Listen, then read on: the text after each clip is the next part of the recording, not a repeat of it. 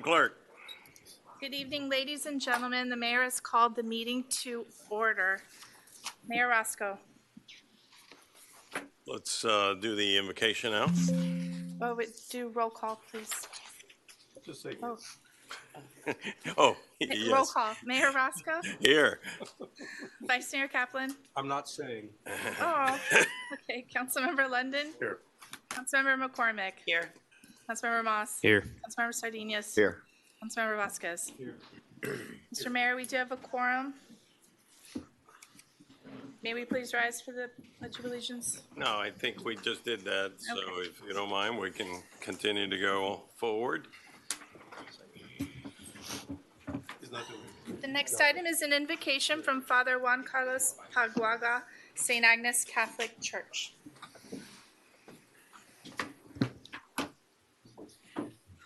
Dear God, we thank you and we bless you for this day in a very special way for the gift that you have given our community to be able to work for others, to serve, and to always walk with peace, justice, and looking forward to serve.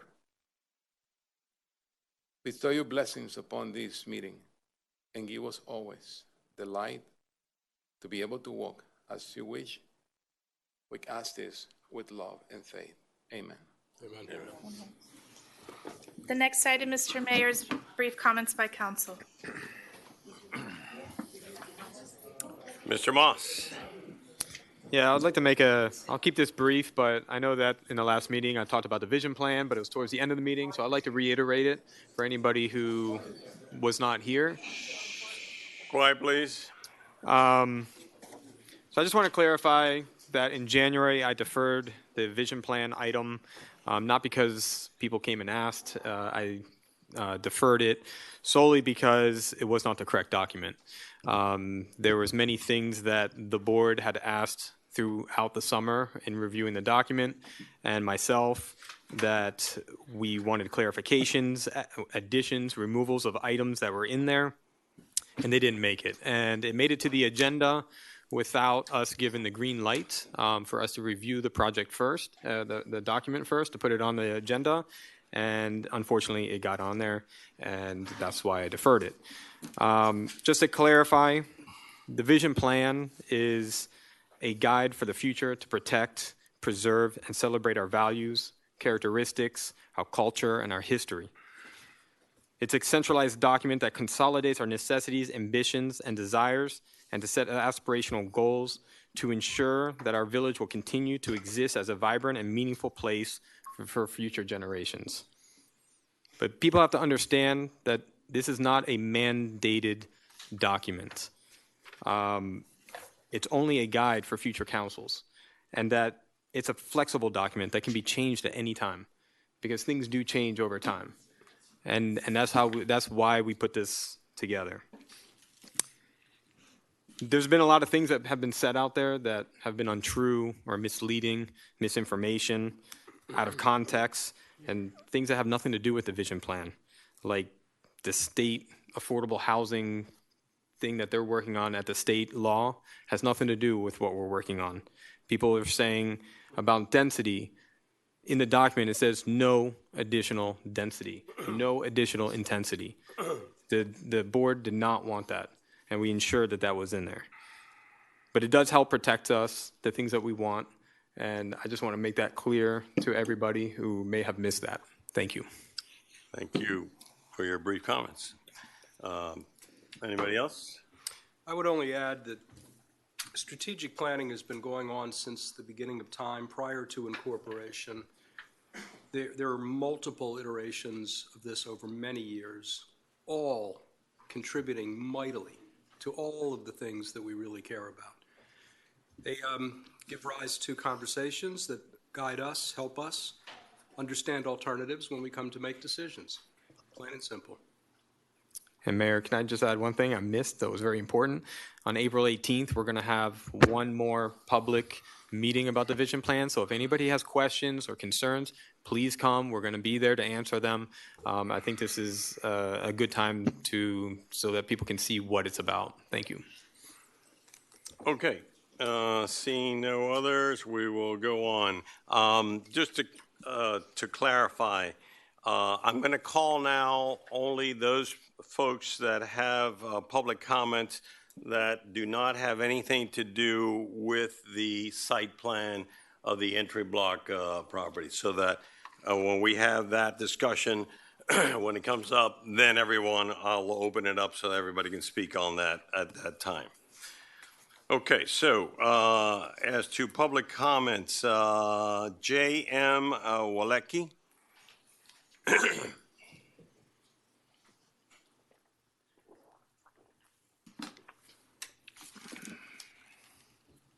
Good afternoon, and my name is Julius Walecki, 251 Galen Drive. Again, I come here to ask for your help regarding the noise from Ritz-Carlton paddleball courts. I'm not quite sure, again, who approved those courts, but we are dealing basically with 15 hours every day of a continuous noise. And it goes from pretty much from 7 a.m. till 10 p.m. So this is all that I'm asking for. I would like to have some answers from the city so we know what to do next. Okay. Thank you very much. Thank you. Mr. Zoning Director, could you give him your card? At some point in time, you guys can talk on that offline. Next speaker is Alejandro Pinedo.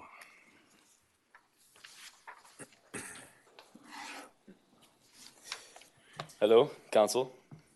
Our names are Diego Halverson, Alao Pinedo, and Victor Kirsting. 8 years ago, we started the group Avatar. Your address, please. I'm sorry. Oh, sorry. 101 Ocean Lane Drive. Thank you. 8 years ago, we started the group Avatar in order to help bring awareness to one of the key's bigger problems, the pollution in our beaches and parks. The key has been working to help solve these problems through beach cleanups and the increase of trash cans. However, only recently, we found out about these build-back cleanups, and when we went, we were disappointed to see that they weren't as fun and as enjoyable as they could be. We are here to solve these problems in a way that could bring out the best in the members of the community, and by making these cleanups informative and competitive. Mayor Myra Lindsay graciously funded our project with $4,000, and we did not let her down. Our major achievement involved an eco trip with Bill Bags and the Beach Olympics, which was a fan favorite. We provided food and drink along with memories that lasted a long time. This would not have been possible without the support of the council and our sponsors. We need the help of the community to make this bigger and better than ever before. So, my name's Victor, and our goals in Avatar are to clean the beaches, starting with Bill Bags. We also want to educate the youth on the effect of pollution, and most importantly, we want to show how easy it is to make a big impact on others and the community. Our mission is to meet every month with new activities that everybody will enjoy. Activities like soccer, talks from our members from our community involving recycling and wildlife conservation, and of course, competitive trash collections with the winning team winning prizes. To ensure the safety of all that attend, we would like to give high schoolers our age service hours to help guide teams of people through trash collections and activities. Also, the help of Bill Bags Parks Rangers with their knowledge and experience can help teach the volunteers on different wildlife, trash, and what to do when they encounter it. In return, we would help clear the most populated parts of the park of waste, especially after spring break. You are, I'm Alejandro Pinedo. okay, and you, Diego Halverson. okay, Diego, you just need to fill out a card so that we have all three of you. Thank you. My address is 305 Gallon Drive, apartment 203.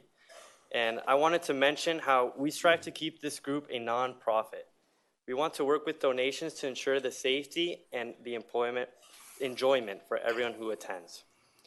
We would like to ask for a similar donation as last time in order to make it a great experience for the next upcoming months. Previously, we received a total of $4,000. However, due to the cost of inflation and seeking to expand the scope and impact of this program, we're requesting an increase to an overall donation of $6,000. We are currently speaking with our school counselors on how this is going to be a service opportunity for high schoolers, like within schools, such as LaSalle, Mass Academy, Belen, and many more. We would also like to speak to the community center, friends, and family around us to help spread the word and get our message out. Thanks to Mr. Kaplan and a lot of other support from people not mentioned here today, such as Melissa, we picked up loads of trash, learned about the environment, while at the same time competed in competitions and events. After our first involvement in Avatar 8 years ago, we could never see the trash the same. Throughout the years, we have been working our way to this moment, and we are now here to say that we care about our community's future, and we know that we can make it better. Thank you all, and if anyone would like to contact us, you can reach us through our sponsor, Mary Jo Pinedo, at maryjopinedo.com. Please feel free to let us know for any comments, questions, or concerns. Thank you all. Thank you. Thank you for your comments.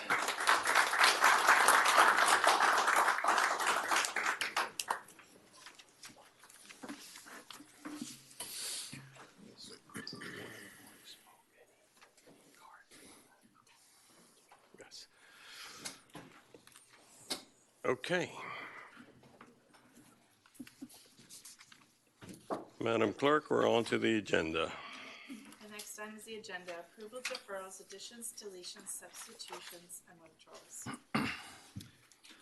In kind of real time, we had a request to defer 8B.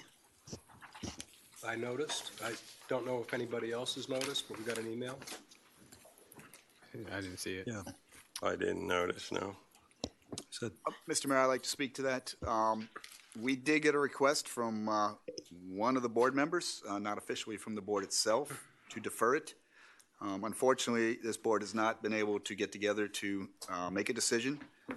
So, hopefully they can do it soon because it's moving to the point where they are putting us in jeopardy to move forward with the Corps of Engineer project. As we know, we got approved in February to get on the work plan. And I certainly hope that this group can come together and look for the greater good of the village as we move forward and make the right decision to allow us to get the easement. So I did get that easement, that email. I want to make sure it's clear that it did come from a single board member. I did then follow up with the manager of the Commodore Club South, and he did ask us to defer it. He and I will meet this week if you choose to defer it, and we can move this forward hopefully in May. But I do want to reiterate how important this is to the community. Yes. And their delay is really impacting what we need to do on the beach to protect our residents. On the deferral, Mr. Vasquez. yeah, thank you, Mayor. Through the chair, I have gotten a couple of calls today as well from a couple of board members from the Commodore South. I also live in the Commodore. A couple of residents I also spoke with. They're concerned about this, and one thing that they mentioned, and I wanted to bring it up, and I think we need to be clear on the ordinance that it states that they have voluntarily provided for this. I might want to read the language exactly how it's written. I just wanted clarification on that, because if they have not been able to meet, then I think we need to understand why we're saying that they have voluntarily granted that or approved of that easement. It's more of a kind of, we want to follow up with them and at least get some clarification. I hope at least, I would like to make a motion to defer the item. I think it's important because I don't think that we've gotten full approval from the board, and I think that's very important to get that. And if anything, I would ask that the next item include a vote by the board so we have that clearly and we're not. I'm concerned about what I read, so I'm just bringing it up to the administration. Okay. Perhaps it was an agreement, but I think we need to. Mr. Vasquez makes a motion to defer the item. Is there a second? I'll second. Second. Okay, discussion on that item. Mr. Kaplan. The essence of this item presumes that we have an agreement. Is that right? I believe so. That's how I'm reading it. The agreement says it's subject to the approval of the Commodore Club South. So it also says that it's being adopted in substantially the form attached, as well as the approval, I believe, of the Army Corps. So we're almost there, but if this was approved tonight, it wouldn't be granted. We would still need their approval. We'd need their approval. But so the question that occurs to me is, are we potentially compromised or inconvenienced in our time management by deferring this until May. Because this is still subject to a condition subsequent if we approve it tonight. And that condition is board approval substantially in the form attached. I think that it is subject to their approval, but I think given the fact that there's members of the Commodore Club requesting it and we're not done with our negotiation, it's probably the best approach. And I think the manager is recommending that we defer it till the meeting. I think that's what you said, right? That you. That is my recommendation. We had a commitment that they would have had an approval by this meeting. Unfortunately, as of today, from 4 o'clock on, I heard otherwise. So here we are. All right. I'll support it. Let's. Okay, that item to be taken off the agenda right now. I would also say, this is the second time this happened, so we really need them to get with us so that we can solve this thing. All right, with that, the agenda is set. All those in favor say aye. Hold on. I'd like to pull 8A. I just have 2 comments on 8A. 8. Yeah, the minutes. The minutes? Yeah. Okay. The minutes are now pulled. The rest of the agenda is approved. There is Mr. Mayor? nothing else on the consent agenda. Yeah. I do have something I would like to recommend to add to the agenda. It is a resolution addressing the sargassum and Okay. seaweed in similar writing as Miami-Dade County has. You should have a copy. If you don't have it now, the clerk can hand it out. Just got it. That'd be 10D. I just walked through it. And if the clerk, maybe if you can read the title of this resolution for the record. This is going in resolutions, not the consent agenda. Correct, I think resolutions, what did you say, 10? 10D. 10D. 10D, You'd like me to read the title now? yes. Okay. A resolution of the Village Council of the Village of Key Biscayne, Florida, urging the United States Congress and the Florida Legislature to appropriate funds for sargassum seaweed removal on beaches located in the village and to study the origins and causes of the increased sargassum seaweed blooms, providing for transmittal and providing for an effective date. So, Second. well, It no, becomes no. part of the yeah, agenda. it's part of the agenda Right. now. We were just adding it.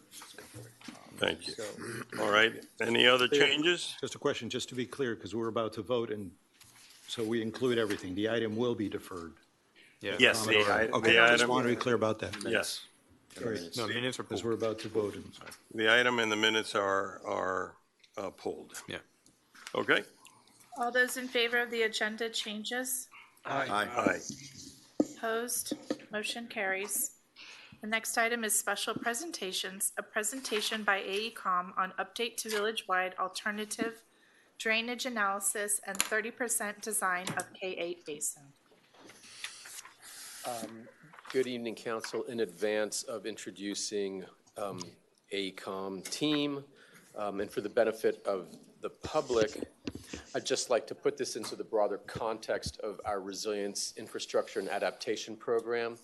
The work that they've been working on for the past year thereabouts is relative to work order 2 that was approved by council back in July of 2022 to look at the village-wide stormwater system and do an alternatives drainage analysis to be able to answer some specific questions as to what that overall upgrade would look like and the costing of that. That's underway. Additionally, it's to look at the 30% basis of design report for K8. This speaks directly to 2 of the 5 lines of effort that make up our resilient infrastructure and adaptation program.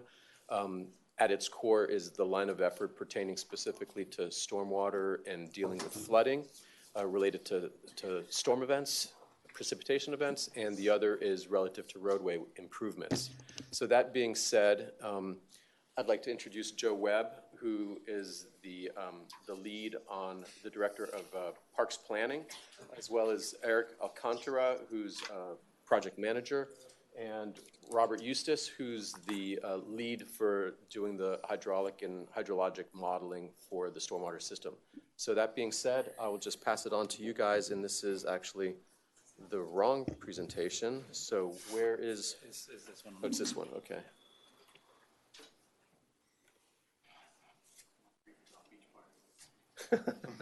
No briefs about Beach Park. There we go. Okay. So, gentlemen, have at it.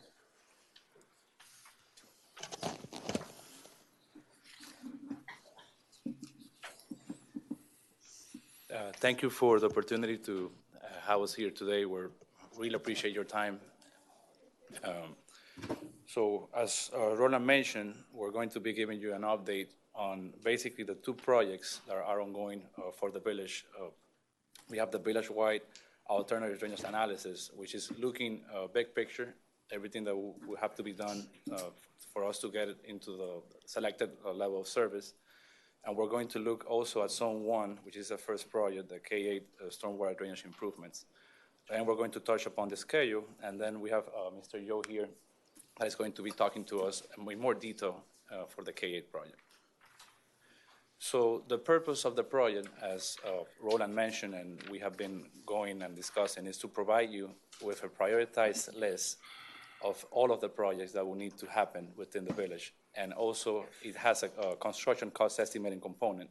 So once we're done with that project, you will know exactly what will need to be done and how much will it cost. So where are we today on this project? We have done substantial progress from that February 2022 meeting. We have been learning a lot by doing the two projects concurrently. We know that the lessons learned from the Zone 1 project, if you will, are being applied into the macro type level project. And also, we also found out that to meet the level of service, additional discharge capacity is required, which we knew, but we're delving deeper into the details on how are we going to accomplish that level of service. So, project overview on the Zone 1 project. We were in macro, now we're coming into detail to the first project. So what do we mean by BODR, or Basis of Design Report? It's basically a planning report that will document the major design criteria that will go into these improvements. And our main goal is to integrate what we're doing in Zone 1 into the village-wide integration and implementation plan. So everything will be jiving together, Zone 1 together with the 8 zones. And the improvements will also maintain and enhance the aesthetic character of the community. So a progress update on the K8 project. We finalized a draft design drainage report. Preliminarily, we're looking at a stormwater pump station that is going to be sited in Harbor Park. And we're looking at the trunk line, if you will, or the big drainage pipe sizes going from 48 up to a maximum of 84, where we can optimize that, so we're working on that. We have developed a streetscape toolkit as well as conceptual design ideas for Harbor Park, which Mr. Joe will be touching upon later. And the important thing here is that we're looking at incremental solutions, not going full blast, but going little by little. So as looking at the overall schedule, we are here April 2023. So I'm going to take you down the schedule first for the village-wide project. So by the end of July, we will be done with the stormwater modeling. And by the end of September, we're coming back to council with a final report that will include a project list of all of the zones with construction cost estimates. So from there, hopefully starting in September, we'll be looking for the adoption and implementation of that final report. So then going back to where we're at today, April, but looking at the Zone 1 project, which is K8, by the end of May, we'll be done with the Basis of Design report. So that will be like a 30% of approximate design. Then by starting in May of 2023, we're going to be working with the village to get grant funding, applying for funds, and going into detailed design.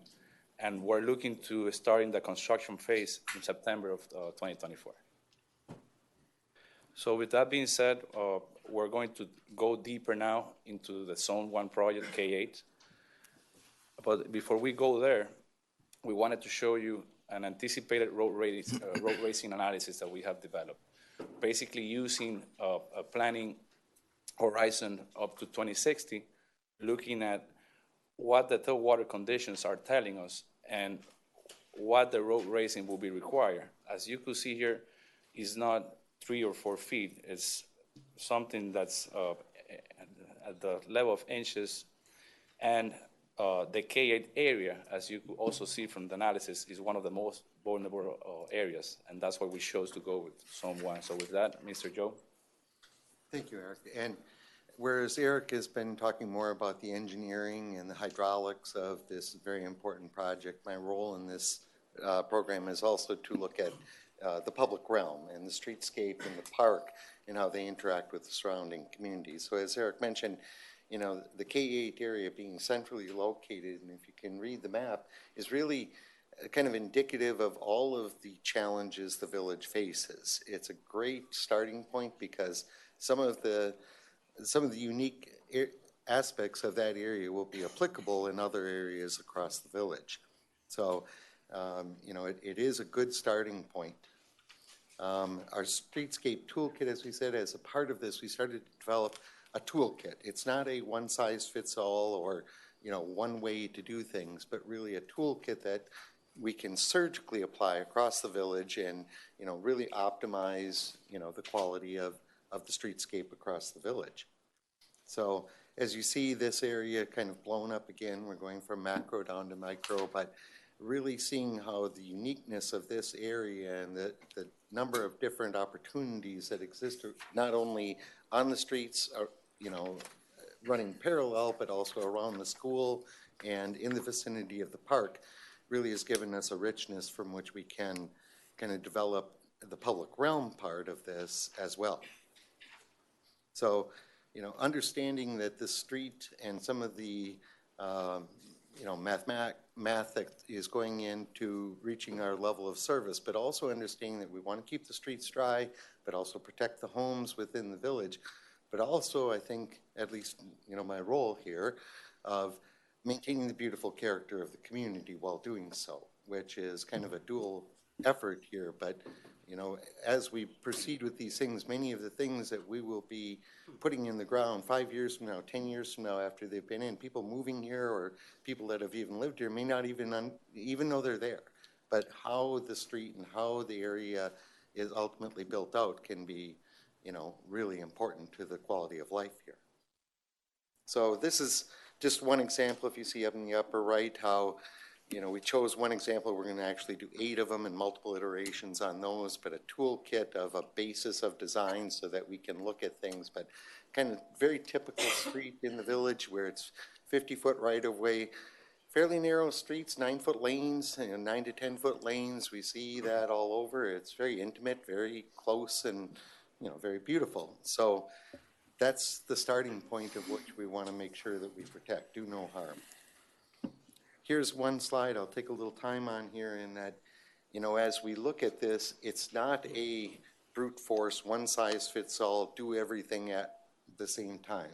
Part of our thinking or part of our discussions has been a more incremental approach where the dig once optimally, get the big infrastructure in the ground, but some of the road raising might be done, or we would suggest over a period of time where you don't have to raise it up, but you might do it more over a period of time. It's more prudent, it's a little more flexible as you find out over time.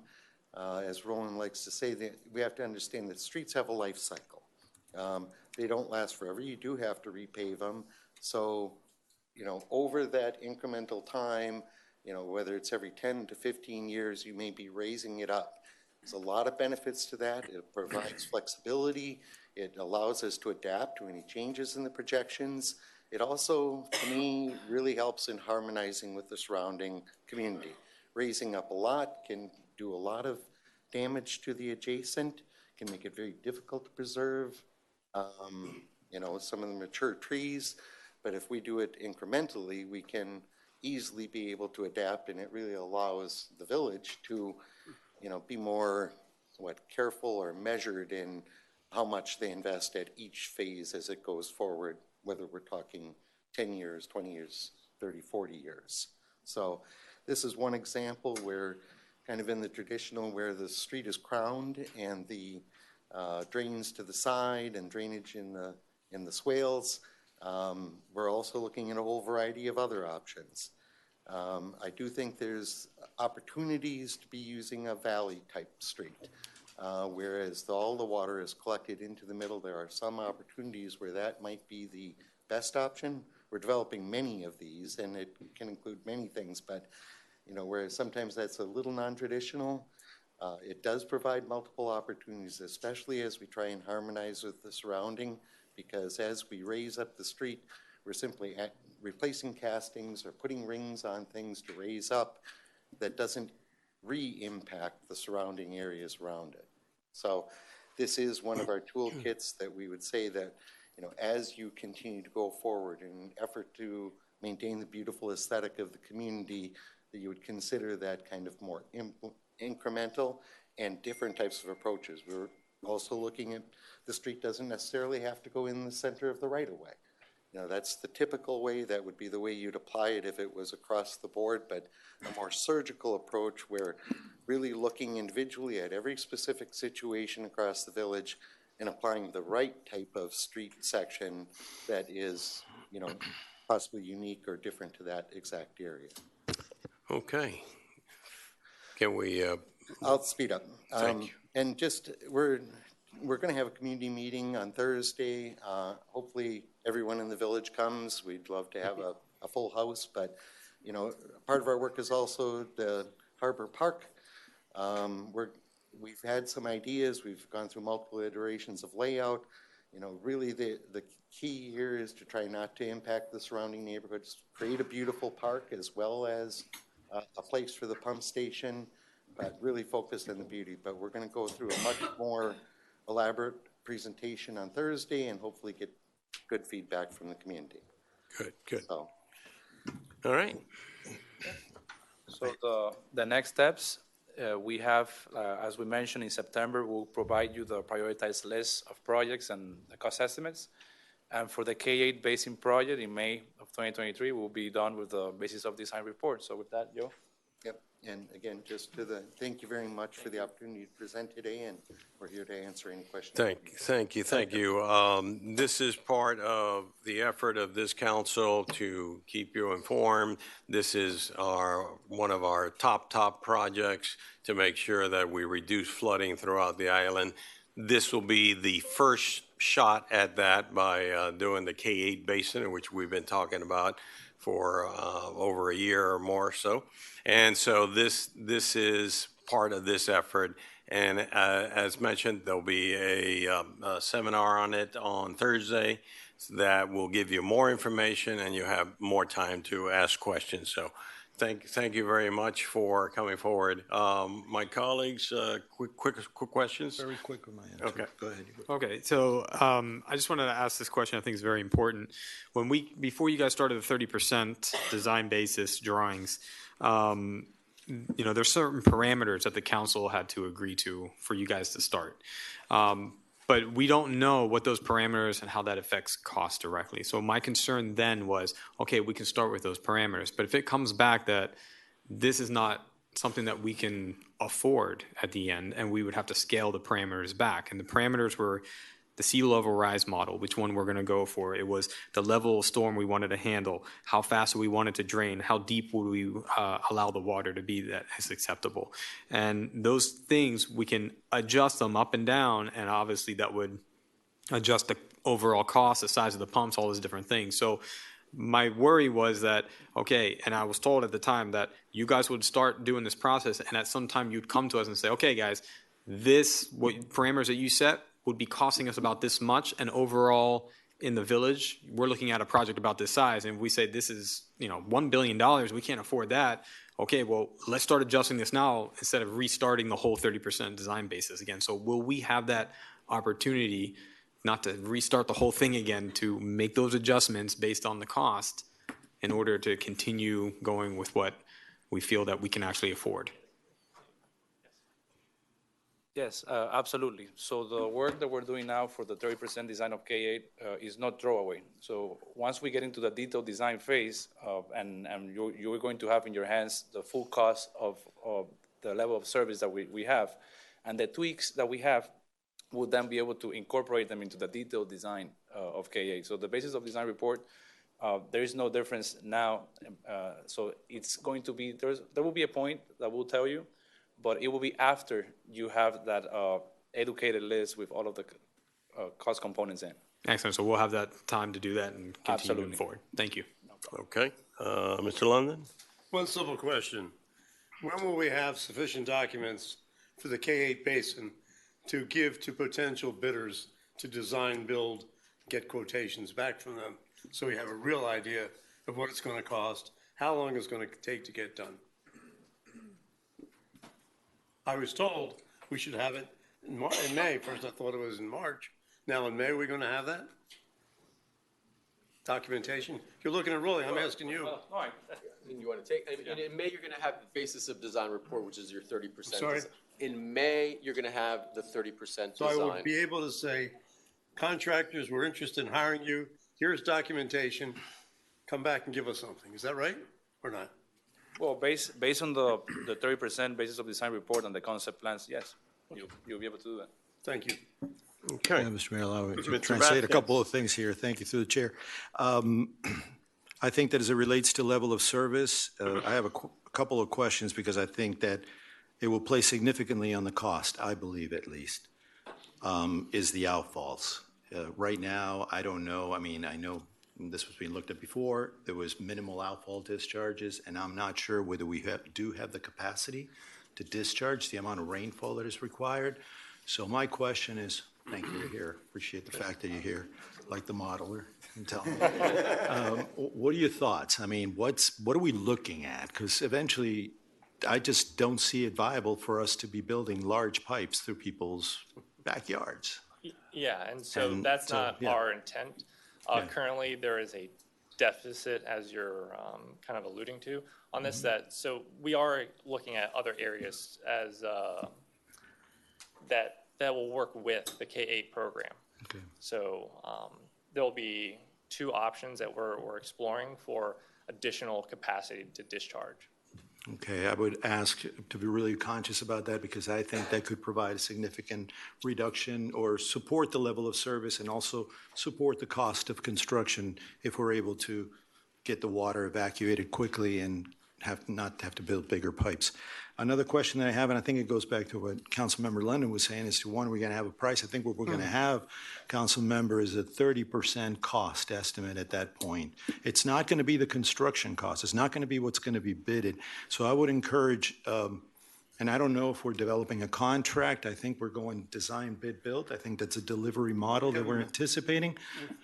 What? No, go ahead, please. No, excuse me. Well, I don't want to get into, Go ahead and finish. So Thank what I'm trying to say is that I think we need to really be careful of what deliverable we're going to have.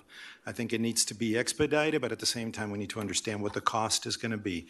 I would hate for an engineer to be in the hands of a contractor and be accelerated and have a poor design just for the purpose of accelerating the contractor's timeline. I also don't want to overdo the design while at the same time not really knowing what the cost is. So I ask prudence on that. Focus on what the cost is going to be and give us a sense of what the price is going to be as well as the logistics and all that. So it's time to think about it right now. And I would encourage staff, if we don't have a contract, I know the city of Miami Beach has strong contracts on that, has a lot of lessons learned for building in neighborhoods. I would encourage staff to take a look at that. I'd be happy to assist the manager on that. Thank you. Okay, Ms. McCormick.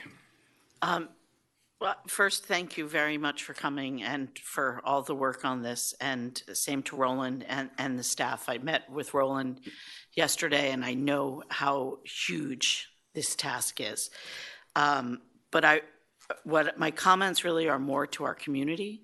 I hope that a lot of people come to this meeting on Thursday and really start to wrap your mind around what we're embarking on. We're talking about preserving, preserving our way of life out here. It's going to be a massive project. It will take us a long time. It will cost us a lot of money, and we need to be committed to it together. And the best way to do that is to be informed from the experts, not from a chat, not from a community meeting, from someone who's not even official, but from the actual experts, and they will be there on Thursday. And I really hope that everyone goes, and we'll have many, many times along the way to educate the community and to talk. But the more of us that are together from the outset, I think the more successful we'll be as a community. Thank you. Okay. Thank you very much for saying that. One more, last comment, Mr. Manager? Yeah, Mr. Mayor, and I heard Councilmember Vasquez asked what is the deliverable. So in a few months, as you see, they're going to bring to us a 30% design on the stormwater and the roadway. And I want to make it clear, at that point is we will then transition into a 30 to 100% design. That includes what they've already done on the roadway and the stormwater, but we'll also be integrating the electrical, telecom, and the water and sewer component of that. So it'll take it from those two components to a total of 5 components to 100% design. Okay, great. Yeah, basically, Steve has in his mind that we're going to go for another contract, and we might. I'll probably be outvoted, but he wants to go 30 to 100 with these guys, and then do our normal thing we usually do, create documents, put it out for bid, and then we'll spend a fortune, we'll spend a lot of time, and we'll not even try to do a design build. So we haven't voted on that. I know that's in your mind, that's your philosophy, that's where you come from. We will make that decision. But I don't think we've made that decision. We haven't. Some of us have, but I don't think we've voted on it. I don't think we've given these gentlemen another contract to do 30 to 100%. Okay. Want to get it done, not 15 years. Thank you, Ed.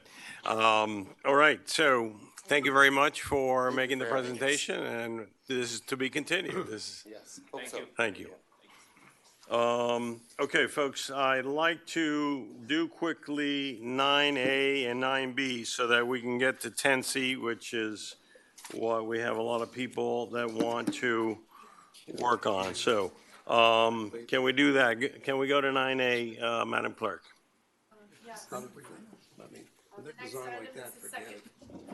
The next item is the second reading of an ordinance of the Village of Key Biscayne, Florida, comprehensively updating and amending Chapter 19 of the Village Code of Ordinances, Park Rules and Regulations, amending regulations relating to motorized vehicles, non-motorized vehicles, and equipment within village parks, amending enforcement and penalty regulations, providing for severability, providing for codification, providing for conflicts, and providing for an effective date. Move. Second. Thank you. Been moved in second, and it's properly before us. You want to set it up, and then, Mr. Attorney, we open up the floor for, Correct. We need a public hearing on this. okay. Good evening, Mayor and council members. We're back with our second reading. We heard the commentary after the first reading, and as you can see in our memo presented to you, the specific changes that we proposed, as discussed in last meeting and going through with our village attorney. In section 19.5, we defined what a motorized vehicle was and their operation within a village park, and where they can be parked. In subsection B, it allows for the village council to designate on which roads, pathways, and trails a non-motorized vehicle, bicycle, push scooter, can be operated within the village parks. And then we added the request that a third and subsequent offense or violation is subject to a $500 civil fine from the village. Question, Ms. McCormick. Thank you. I don't actually have a question. I more wanted to see if we could discuss as a group the idea of tonight designating the central artery through the village green as a place where you are allowed to pedal, push a non-motorized vehicle sort. Okay, I think the majority of us are going to be there, yeah. Mr. Vasquez, I second who was on the same thing? That's on the same thing, yeah. Mr. Moss? Yeah, like I said before, and I'm not going to get long into this, but I'm not going to vote for this because I think this is not going far enough. You know, somebody's going to come here and it's going to be a horrible incident, and this is, for me, not enough of what we need to do. But that being said, what we're talking about right now, section 19.5B, I don't understand all of this stuff. I mean, I agree that no bicycles should be on the athletic field, but I can't understand why can't somebody bicycle through the grass? I really don't get it. I think it's going a little bit too far. I think we can simplify that and just say nobody on the athletic field. It's a non-motorized bicycle. You know, sometimes my kid like to ride up and down those little hills or something. I mean, now we're giving tickets for that. I think it's going a little bit too far. I don't feel comfortable with it. Okay, yeah, your interpretation of his request? Look, you know, the officers were put into a conundrum prior to this emergency and us rewriting the ordinance.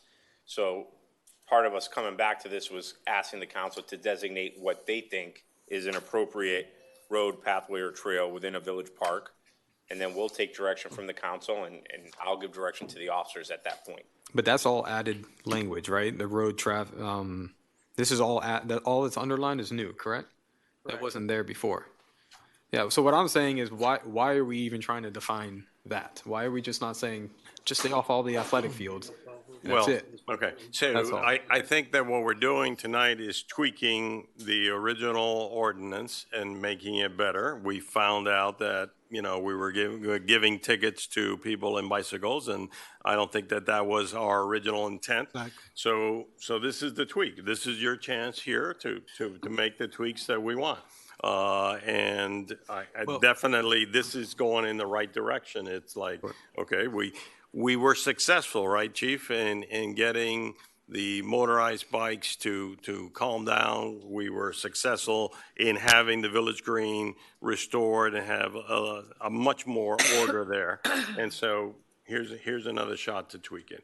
Mr. Sardinha? I just have a question on clarification Go on right ahead. athletic fields, only because are you suggesting artificial turf?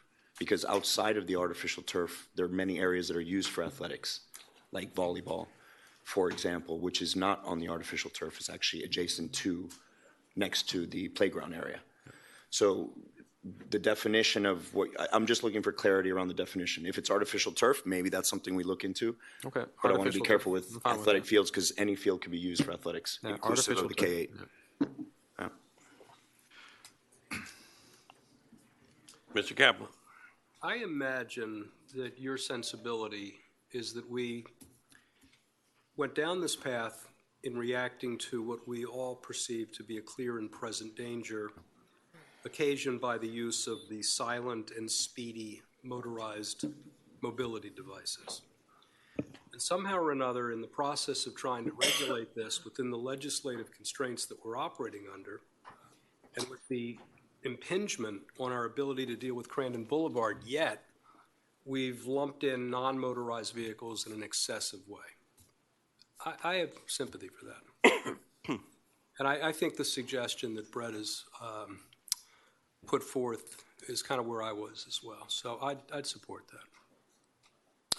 As far as the center realm, kind of a similar analysis.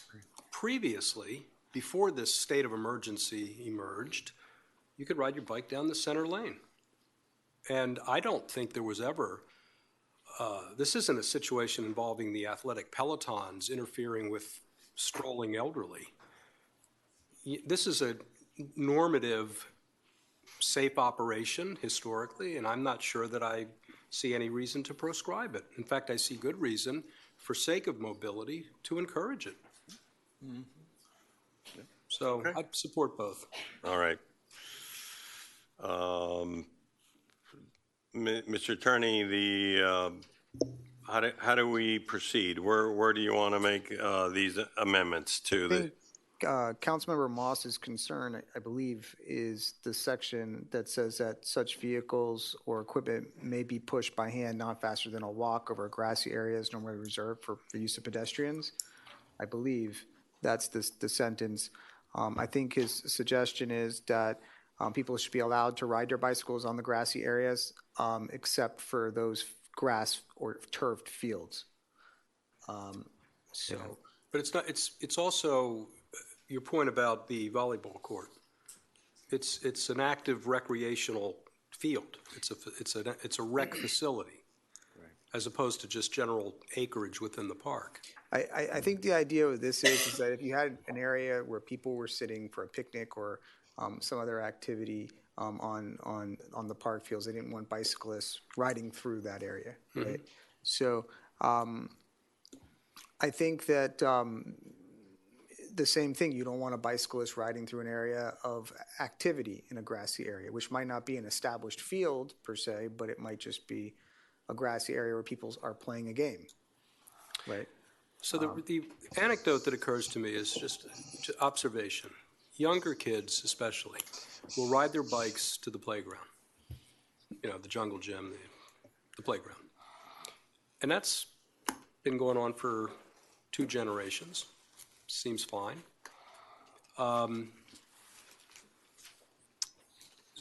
We've never talked about regulating that, although the path of travel to get to be able to do that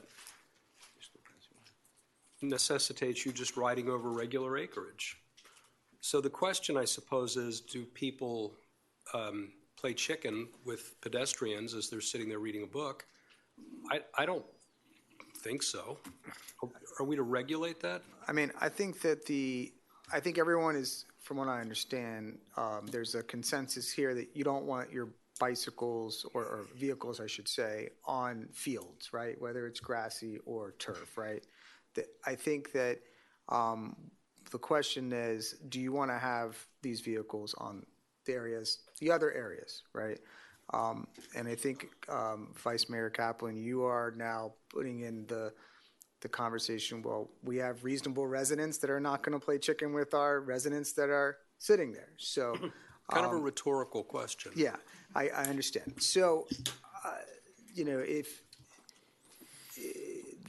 the only change is, if you want to accommodate what Councilmember Moss would like, is you remove that, and we'll have bikes in the grassy areas and bikes on the designated pathways, and the only places where bikes won't be is on the fields, turf or grass fields, because remember, this isn't just applied to the village green, and for those areas that are not designated pathways.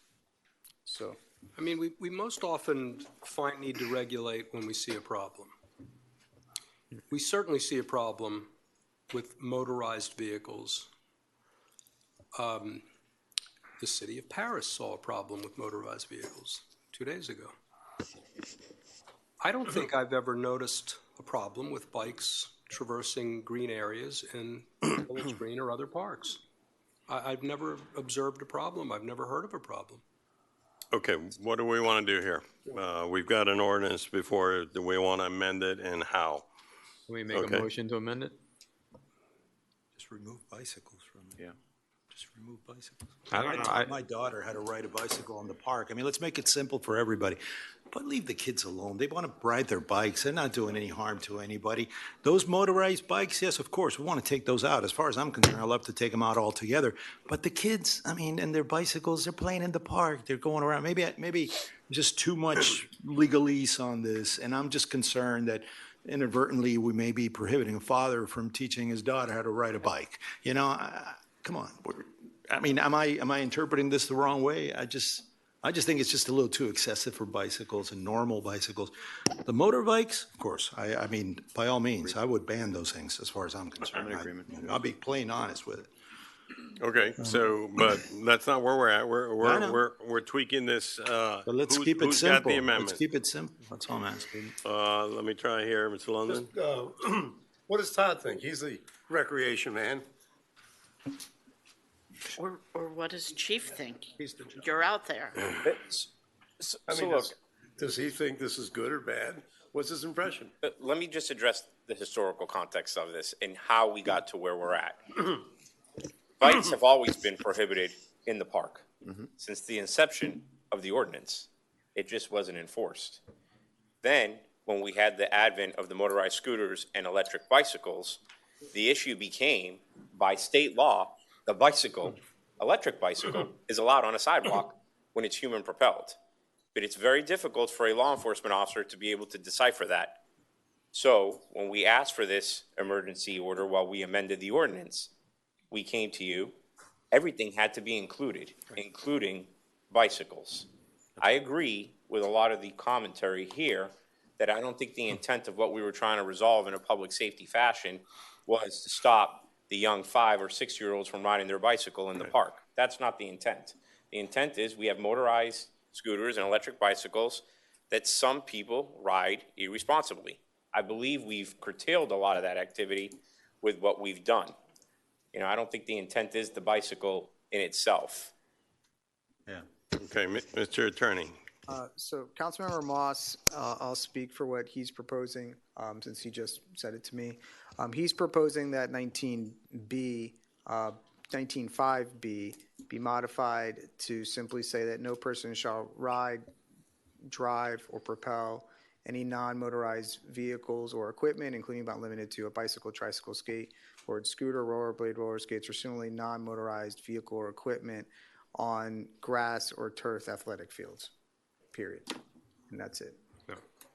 Okay. Athletic fields, grass athletic fields, right? And Grass or turf fields, athletic yes. fields. There's an amendment to the present ordinance before us. Do I have a second? I second. I have a second. Discussion on the amendment now. On the amendment. Yeah. Go ahead.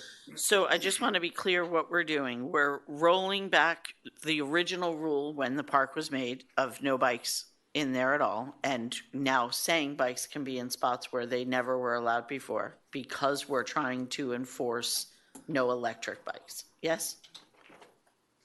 Kind of.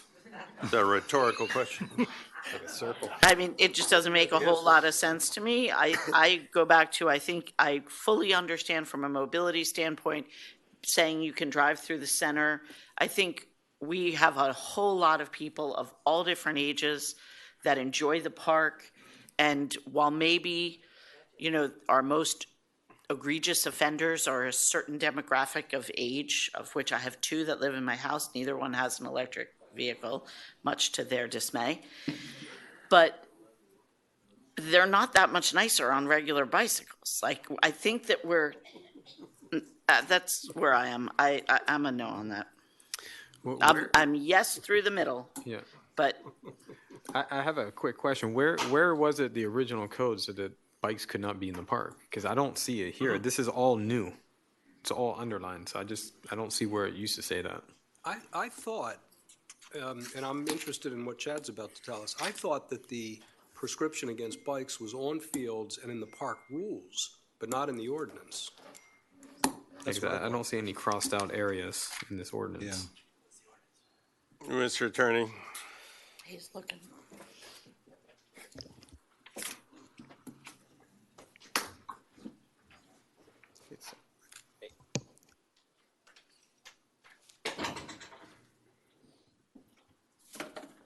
Chad, I think Kaplan's right about the park rules, what he just stated. For the bicycles. It was in the rules and not in the ordinance. Is that what you're saying?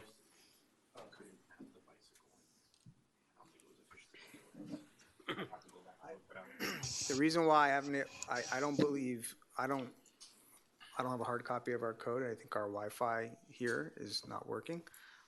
But from what the chief told me is that it was in our park rules, but not codified in the code itself. Okay. That prohibitions, because my understanding is there's signs from what the manager told me that are posted in the park. Todd can tell us that. So there are signs at the park. So that jibes with what I thought, but it's broader than fields. It's the park acreage. Yeah. Yes, sir. Okay. Maybe we ought to talk to Todd. So what are we doing here? We got a motion on the floor. I guess we'll have to. I mean, we're just getting two, and then Todd's coming up. why don't we just prohibit these motorized vehicles from just riding in that park, period, and that's it? I mean, just. Prohibiting guys with goatees. What? Prohibiting guys with goatees. Me too, yeah. You can take me out of it. I mean, it's. Mr. Hofferberth, can you come forward and Just focus on the motor. I guess your opinion was requested by the council? The opinion to exactly what question? Bikes is, Bikes and non-motorized bikes within the parks. Regular bicycles. Are they allowed in the parks? Technically, no. Was it enforced? No. Was it an issue? A minor one?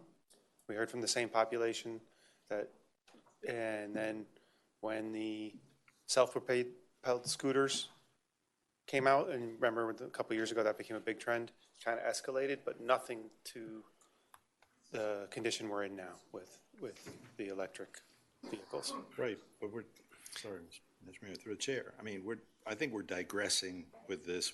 This was supposed to be about motorized bikes, and I think we've extended it way beyond that. I understand, I don't know what the enforcement issues may be, but I would focus on the real issue here, the motorized bikes. Let's take the Okay, rest of so, Yes. so the amendment before us, can you restate that? So in 19.5B, non-motorized vehicles or equipment. Chad, you might have to help me out on this one because this one's long. Are not allowed, it should be prohibited. Hold on, where is it? Shall be prohibited on grass or turfed Do you mean the athletic language that we fields. talked Yeah, the about language before? for it. Sorry, I got a Yeah, it's hot so spot. long of where it starts and ends. I think what you had discussed with me just now was no person shall ride, drive, or propel any non-motorized vehicles or equipment, including but not limited to a bicycle, tricycle, skateboard, scooter, rollerblades, roller skates, or similar non-motorized vehicle or equipment on grass or turfed athletic fields.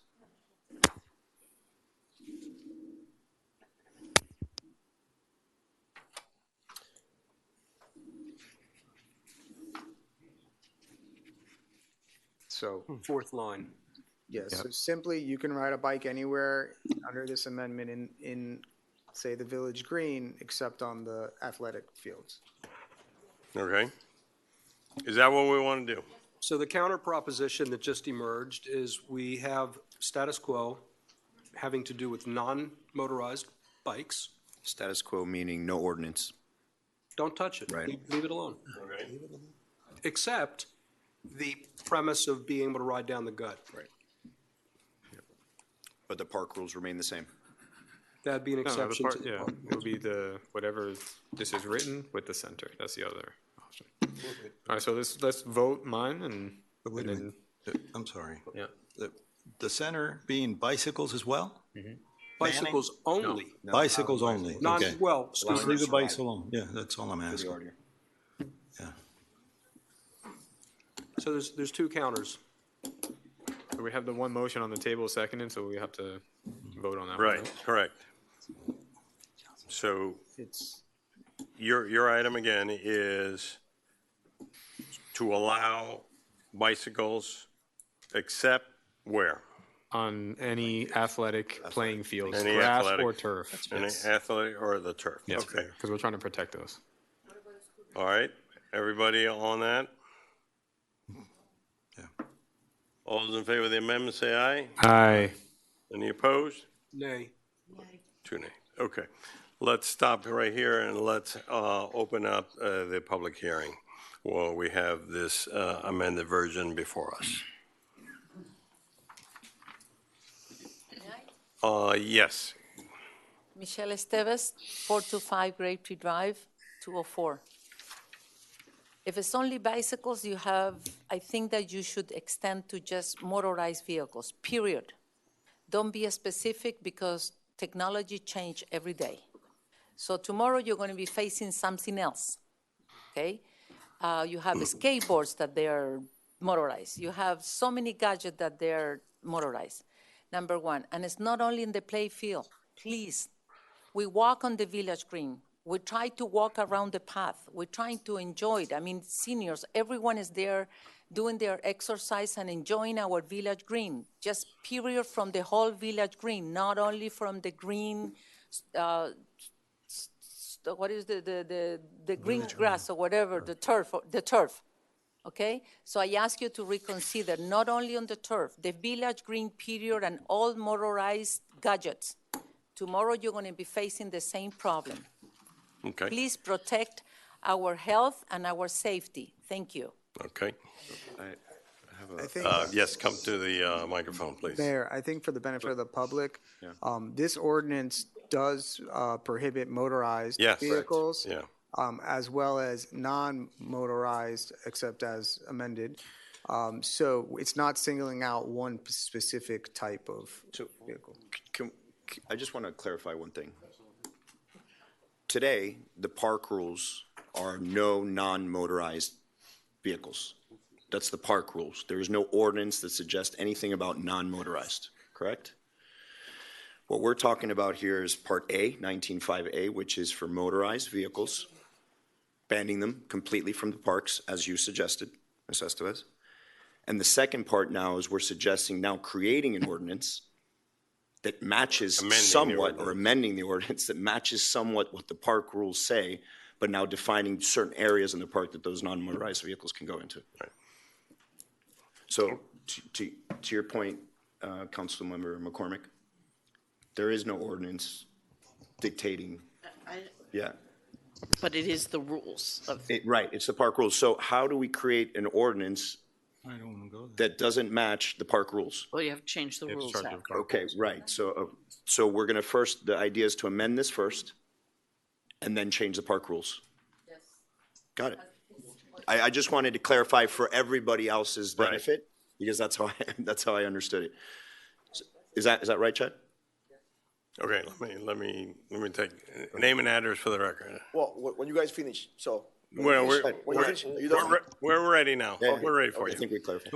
Thank you for Andy Herrera, 250 Fernwood Road. Thank you for reconsidering the decision of the resolution. I saw many parents there enjoying the ride, teaching their kids to ride the bike at the beach green. It was really nice and emotional. I see the officer not wanting to do that, not wanting to take them out, and they had to, because it was not right to enforce that ordinance. It was very wrong from day one. The only thing that we need to ban in this village is the e-bikes, children on the age of 16 riding those e-bikes. That's the only main concern that we need, because you're gonna get killed. Doesn't matter, they can enjoy with the bicycles anywhere, but the e-bikes on the street is wrong. Children under the age of 16 should not ride e-bike in this village, period. No one will get injured. That's the only solution, and no one is addressing that, just the little things. Go to the main things. We're gonna be acting when someone is get dead or injured, seriously injured. So we need to take and ban those e-bikes from children on the age of 16, period. We can ride and enjoy the bikes with our children and our families, because this is a village. We drive carefully, we teach our children to be safe and to share the park with others. The park doesn't belong to the other, to the John, or to someone else. We enjoy it together. We can ban also the kids from riding the bikes and teaching and learning how to ride the bike. So this is wrong. And then we need to keep simple like this, like it was before. This is a peaceful community, and we enjoy it. Now we're trying to make things difficult. No. Children with e-bikes, they should not ride e-bikes on the street anywhere. They're going to get killed. It's going to be an injury, period. That's it. Thank you so much. Thank you for your input. Could we just get a clarification on why we cannot ban for certain age groups? Yes, Florida Thank law. you. So Thank you. electric bicycles under Florida law are defined exactly as a bicycle. We are not allowed to put permits on them. We are allowed not to put driver's license requirement. We're not allowed to put an age requirement. It's Florida law. It's not a Key Biscayne code. It's not, it is Florida law, and we can't circumvent Florida law. We tried to get an addendum into certain state statutes in Tallahassee. Representative Lopez presented the bills to the Transportation Committee, and it died. It never made the floor. Thank you. I'm sure we would if we could, because that is, Absolutely. of course, the logical solution. Okay, so, Mr. Attorney,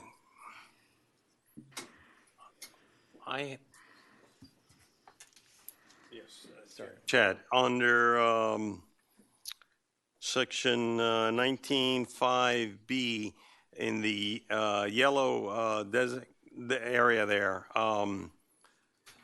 I thought that saying here village council designated, why don't we just say village designated? I mean, it's not. I think But we amended that I think out. the administration wanted the council to make the determination. We are. So after it's done, it's a village thing. It's not, I mean, it's village council. Okay. Well, the amendment that just passed. It's gone. That language is gone. Yeah. With the amendment just passed. Okay. All right. So. That works for me then. And then I want to clarify, because I was able to get back on and to review the code and to review my notes on it. So I actually think that the issue with the bikes came from section 19-3, which is in your packet. And I believe that's what was used to further be implemented through the rules that was discussed, which says that no person can drive any vehicle, motorized, horse-drawn, or self-propelled. And I think that was interpreted to apply to bicycles. And that's where the clarification is being made now through this ordinance, which is separating out further below in 19.5 now, motorized versus non-motorized. So, But we have to remove non-motorized from that section then, or we have a conflict. So, that section still says, well, now was that added. I know, in the new code, I believe, we did, let me pull it up. We say, no person driving, I think you're correct as a result of the change that we just made with the amendment. We should clean that up then, remove that. So in 19-3, that should only apply to motorized. I'll make a motion that we amend that, and remove non-motorized out of 19.3. I second that. Do I have a second to the amendment? Second. The amendment's been seconded. And I would just, as a friend. Discussion on the amendment, excuse me. Sorry. Discussion on the amendment? It's necessary to conform to what just happened. Okay. We would suggest you also delete self-propelled, which is in that same sentence to make it clear. Okay, and self-propelled. Okay. Not horse-drawn. The amendment has been amended for a second time. All those in favor of the amendment, say aye. Aye. Any opposed? Okay, now we have the whole of the ordinance before us. Any further discussion on the ordinance before us? What about this? What about this? For 25 years, every mom and dad has taught their kid to ride a bike on the pathway around the village green. Limit it to that and the gut.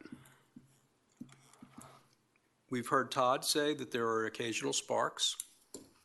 I wasn't aware of that in my own personal observations.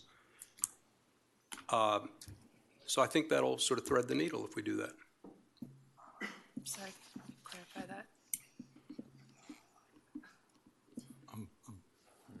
That means you can ride a bike around the pathway. Yeah. That would be the village designated pathway anyway. Yeah, that's how I understand it, yeah. I think that we have an appetite to include in that allowance what I call the gut. It's the center of the village green. Limit it at that.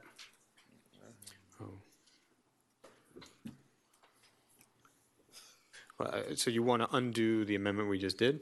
I want to amend the amendment. You want to amend the amendment, okay. Yep. I don't know about the pathway. I want people to be able to ride bikes around the pathway. Well, we can in the I amendment don't that we want just people did. to be able to harass people. In the grass. I'm a bit concerned about the pathway. Well, you already passed the pathway. No, we passed the gut. No, we passed everywhere in the Passed park. everywhere other except than for the athletic fields. That's right. Is where we're at right now. So I You could call it back. I would leave it on amend the prevailing amendment. There you side. He just needs a second. Do we have a second? Okay. Not hearing a second. All right, so we have the amended ordinance before us. I do have a comment really quickly. Comment? Okay, so this issue of why you put this in here is because the issue of motorized bikes being self-propelled, which becomes a difficulty for you guys to enforce, right? Because now they're pedaling, and then when you're not looking, they press the button, and then when you look, they go back to pedaling, right? And in this ordinance that we're doing, they're still kind of allowed as long as they're self-propelling. Is that correct? They're not. No. Okay, They're I just not. want to make sure. Yeah, All right. that's So why we're clear. yeah. Everyone is clear. They're not in there at all. Any electric bicycle is not allowed in a village park, Okay, even if it's self-propelled. great. That's what I want to know. Thank you. Yeah, And it's easy to enforce that because you recognize the Correct. bicycle. by the nature of the That's equipment. correct. Correct. We're drawing a distinction on ones that have a motor and ones that don't. Whether they're Okay, bring it or not. further discussion. Madam Clerk, call the item. Councilmember McCormick, I'll go with yes.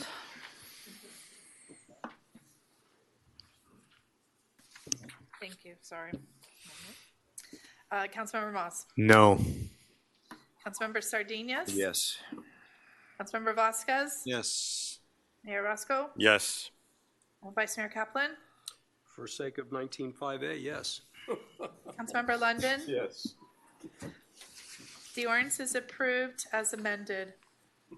I just want a point of clarification because I got to go with my cops and let them know what to do. Bicycles are allowed in the park. Yeah. Human propelled, except anything motorized. Except On on the field. on athletic or grassy fields. Okay, I just got to be clear when I give direction. Made it easier for you guys. Yeah. But that does allow the grassy mounds that they like to ride their dirt bikes on, right? Correct. All right, Madam Clerk, let's go to 9B quickly so that The we next can item. continue. The next item is the first reading of an ordinance of the Village of Key Biscayne, Florida, amending the Village Code of Ordinances by revising Section 10-63 definitions. I'm sorry, hold on one second, I apologize. Did you open up the public hearing? Yes. Okay, oh, I remember. Okay, thank you, sorry. Yes. Definitions 10-91 permanent placement and section 30-41 recreational vehicles and manufactured homes relating to the village's manufactured homes and floodplain management regulations, providing for severability, providing for codification, providing for conflicts, and providing for an effective date. Move. Second. Thank you. Second, we have the ordinance before us on first reading. Jeremy, can you come forward, please? Give a very brief. And Mayor, we do need to open this one up also. Okay, I will open it up. Good evening, Jeremy Karras-Gauger, Village Planner. So this is a two-parter. We have an addition to Chapter 10 regarding prohibition of manufactured homes or mobile homes effectively in the floodplain. And we have essentially removal of most of that from Chapter 30. So this is in response to a request from the State Floodplain Office that it's a prerequisite of our current rating of an 8. So we are abiding by the state rules there. Question on the ordinance before us. I just want to make a clarification so everybody knows that the CRS rating is to reduce the amount that we pay on flood insurance throughout the village to everybody. So we're constantly trying to find ways to bring our number lower. This is just one additional thing that has almost no effect in any way that someone can build a mobile home on a lot because we're in a floodplain throughout all the village, correct? Correct. Okay, thank you. Okay. Let me open up the public hearing on 9B. Public hearing is now open on 9B.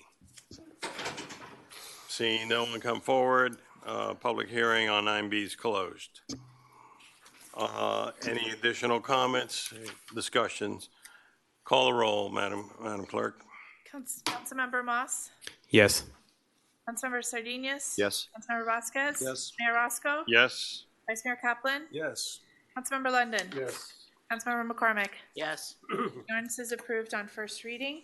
Let's go to 10B and get since it's the same CRS situation to improve our flood situation here on the island. 10B. Next item is a resolution of the Village Council of the Village of Key Biscayne, Florida, approving and adopting the Key Biscayne Floodplain Species Assessment and Plan, providing for implementation and providing for an effective date. Move. Second. Moved and seconded. Items before us. 10B. Mr. Jeremy? Yes, so what you have in your packets there is an endangered species plan and an assessment that was conducted, that was created by our consultant who's helping us with lowering our CRS score. And what it does is it basically packages a lot of the things that we're already doing to improve water quality in the bay, and particularly our beach management plans, which we do to a very high level.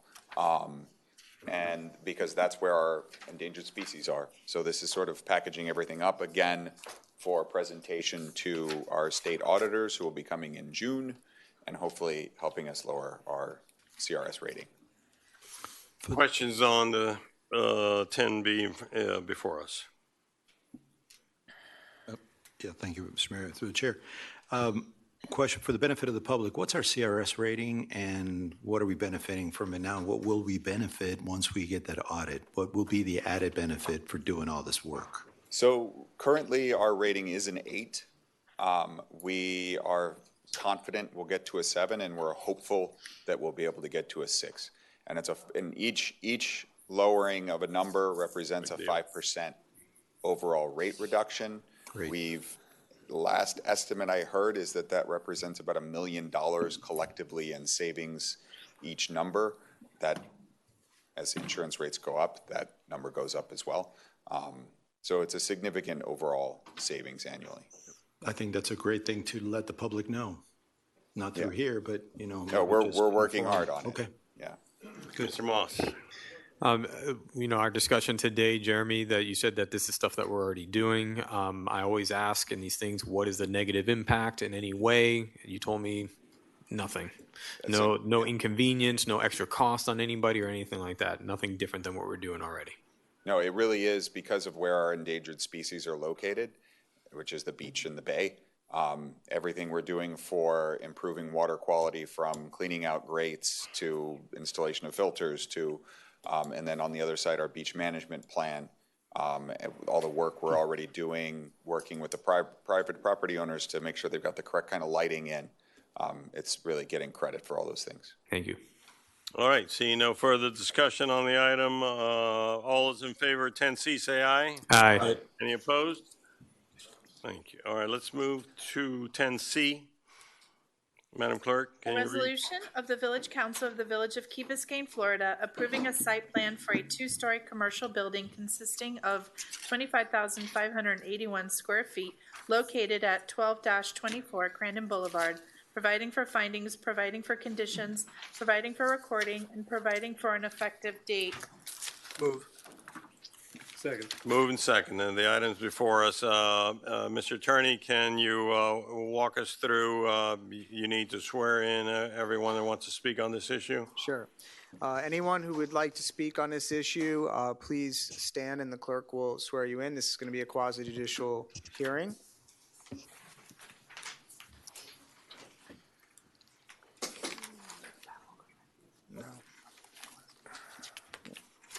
Madam Clerk, will you swear them in? Do you swear to tell the whole truth? Thank you. Thank you. Okay, so under our procedures, there'll be a presentation by the applicant, a presentation by staff, and a public hearing, and obviously debate and a vote. So, Applicant, how much time do you need? 2 days. No way.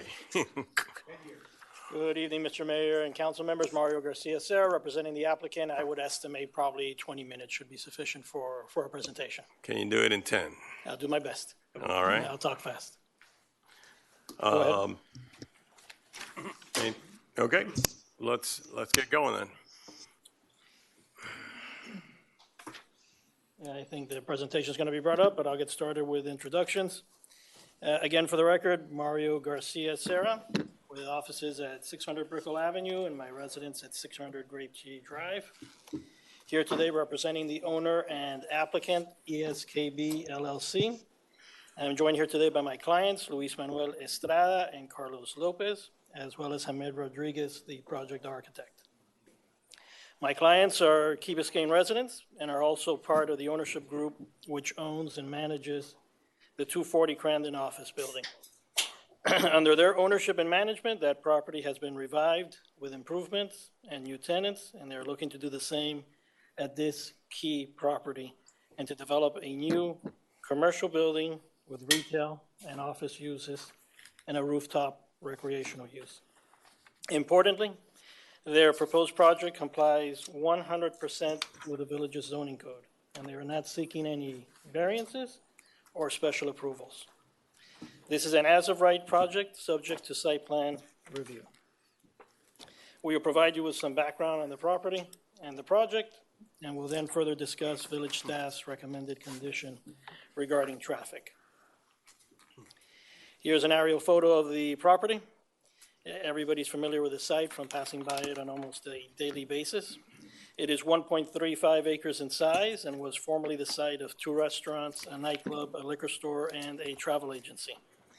The property has been vacant for about 7 years. This is how it looks like from street level. It has been 7 years now of this property not being a productive part of our community, and 7 years of this property not generating the tax revenue for the village which it should generate. In order to finally reincorporate this property back into the community, my client is proposing to develop a low-scale 2-story building with a much-needed rooftop recreational use, which will include 4 padel tennis courts, which are in high demand due to the popularity of that sport. As I mentioned before, this building complies with your code 100%.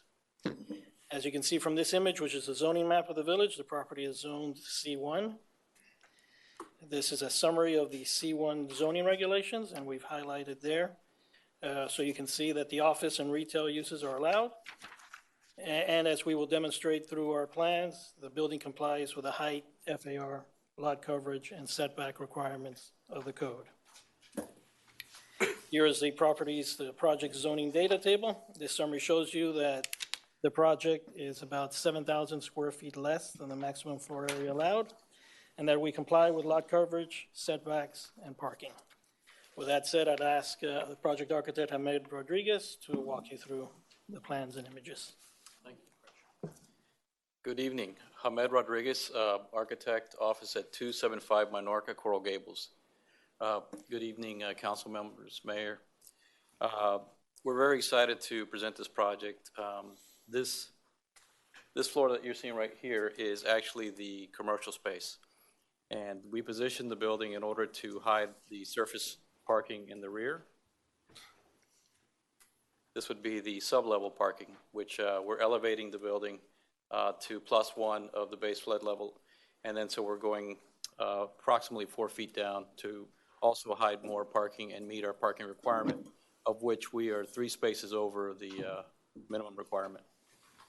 And here you could also see that we have covered bike storage and access from this lower level on up. This here would be the second floor, and again, we don't know the tenant mix, so we made it very flexible, so it's either one large tenant or multiple smaller tenants, and the egress works fine for life safety purposes. This next level here is the level of the paddle courts. So the idea here is you could access the roof directly and use that feature. Here we have these elevations. I'm going to show you some renderings, but here's just to show you that we are not exceeding any heights, and we are well right within the maximum heights. We elevated the building as much as we could without ruining the aspect of visibility and retail. I will say that going back to this site plan, we also have generous walkways. The walkway in front is a 10-foot space, so the elevated walkway right in front of the storefronts would be a 10-foot space. And just to give you an idea, from the front of this podium to the mayor's sign, there's about 11 feet. So we're at 10 feet, so we think it's plenty, which is also the width of the sidewalk. And right here, we brought some materials, but well, I'll describe what they are when we get into the renderings. So here's a section, so you can get an idea of how we are distributing the space, concealing the underground parking, and also coming up with a rather high parapet wall so that we conceal the paddle tennis. So we also incorporated a planter so that we have a little bit of landscape to buffer anything that you may see from the roof, which would be obscured by this. It's set back, and it also produces green space. This would be what you would see as you're arriving into the quay. So this corner shot for us was very important. We wanted to be extremely active. We pushed all kinds of circulations towards the back so that you could see activity of folks walking on the second floor and first floor corridors. And you could see movement and activation. The fins, we wanted to do something that was very tropical in nature, and we really wanted to celebrate the foliage and the lifestyle of Key Biscayne. So we looked at something that was very transparent, something where you see people enjoying it, and we also demonstrate as much landscape as we possibly can integrated within the hardscape spaces. This is a close-up of the few steps up to the upper level. And then once you're up at that level, you have the same width as you do on the lower sidewalk. We also have these cut-throughs or these paseos that go through the building. And this would be lined with probably more glass than you see there, but we would have it lit for nighttime use, and it'll also be activated from the sides and a direct connection to the rear. This is a close-up view if you're southbound on the sidewalk, on the lower sidewalk, looking towards the south. And you can see that the materiality that we're proposing is a little bit more residential in nature, where it's a little bit closer to something you would feel at a closer scale. So not everything is hard. We have some stone proposed for the planters, some wood elements where they make sense, and we're also defining the entrances to the different shops. Oh, and going back, the color scheme that we're looking to use is a darker bronze for the windows, and we're using a lighter champagne color for those larger column-like elements on the second floor. This would be the rear. Again, it's light and bright, and it's taking advantage of the views out towards, in this case, would be the east, the west. And again, very accessible, so when you're in the parking lot, it's very simple to arrive at the entry point and go to where you need to go. Another view of the rear. And this is an overall bird's eye view of the paddle tennis, and you can see we made an effort there to also conceal it with landscaping. A couple more views of the front. So we really wanted to use this elegant length because the height we're limited on, yet it does get quite long. So we wanted to kind of slow down the movement of this by creating some mass at the end and anchoring the corner. And we'll end with this image here, which is another view of the front. And with that, we will take on any questions. Thank you very much, Ahmed. Now I'll just walk through how we comply with the criteria for approval. This is a well-designed, high-quality building, which will help to make the quality of our commercial buildings equivalent to the higher quality of our residential buildings. The development of this property is governed by law, and your staff has summarized how this project complies with the applicable law, but I will briefly repeat it here. Aside from the zoning district regulations discussed earlier, there is also site plan approval criteria. The first criteria of that site plan approval criteria has to do with preserving and perpetuating the existing natural character of the site. Staff has found that we comply with that criteria, and of special note is that the number of trees to be planted is 50% in excess of the minimum requirement. The second criterion has to do with open space. Since the project does not have any residential density, its impact on open space is limited, but it still has a very unique recreational component which will be open to the public, and that is the rooftop padel courts. There's a very high demand for the limited number of existing courts on Key Biscayne, and these will be a very welcomed addition. The third criterion has to do with parking and circulation, and again, your staff has found us to be compliant with the special items of note, being that there are a few more parking spaces than required, and that loading hours will be restricted to off-peak hours. Criteria number 4 is the utility service, and we have demonstrated how adequate water, sewer, solid waste, and fire protection can be provided to the building. Criteria 5 deals with aesthetics and design. I think Hamed's presentation showed you the high quality of his design, and your staff agrees. Criteria 6 regarding concurrency is what required the most work during the review and processing of the site plan.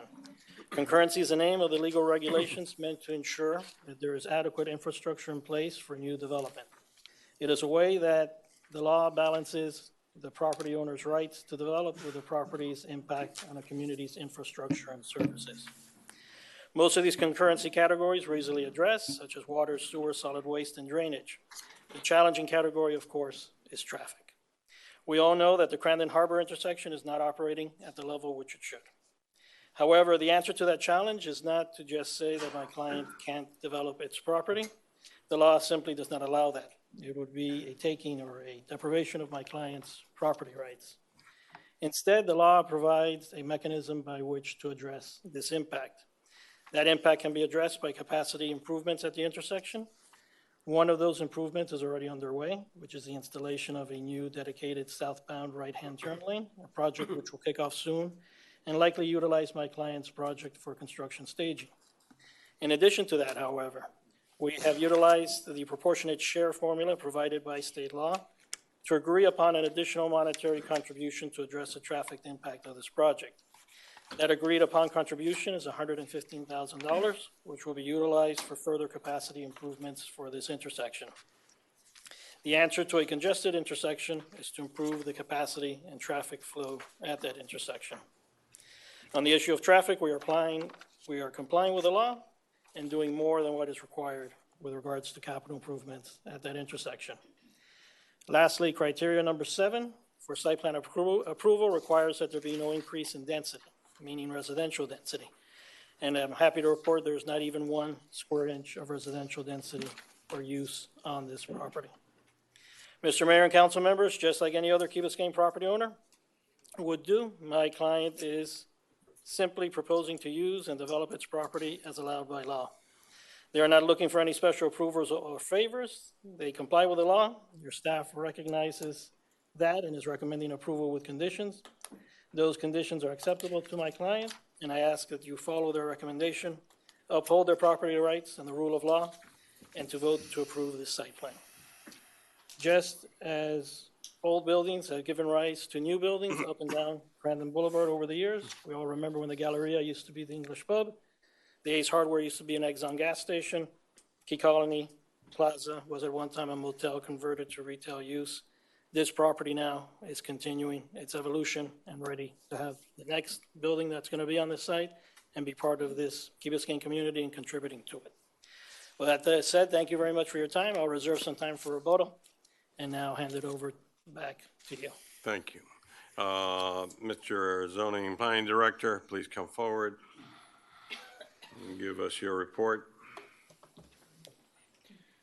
So I don't want to repeat most of what was summarized by the applicant, but I did think it was worthwhile to explain the proportionate fair share and how we sort of arrived at the number as a contribution, which is really, as he stated, the level of service at that intersection is poor. When a project comes in, they're really not responsible for fixing that intersection back to some perfect state. But what they are responsible for is accounting for the additional traffic that they would be contributing. So they have their traffic consultant did their engineering analysis. We had a peer review from Corradino Group that was our own paid consultant, review their information, submitted a number of comments, which back and forth were primarily addressed. But there was agreement on the impact on traffic and this proportional share increase on the detriment to that intersection, and that the cost of improvements was based on data we provided about past projects. So that's how we arrived at that number of $115,000. And again, it's based on sort of formula provided by state law and then the local data. And then all of the other aspects of the approval based on the criteria that are listed in the site plan approval process sort of met standard. And I'm available for questions. Okay, let's do that. Start here on my right, Mr. Moss. So I'm not sure if it was your farther right.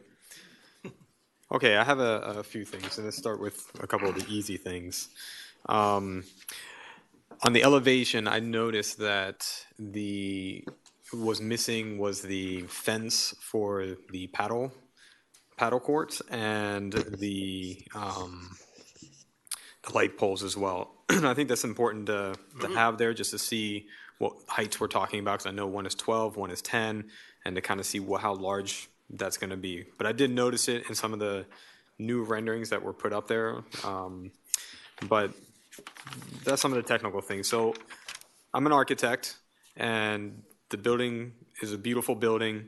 But that being said, when I look at it standalone by itself, yes, it's beautiful.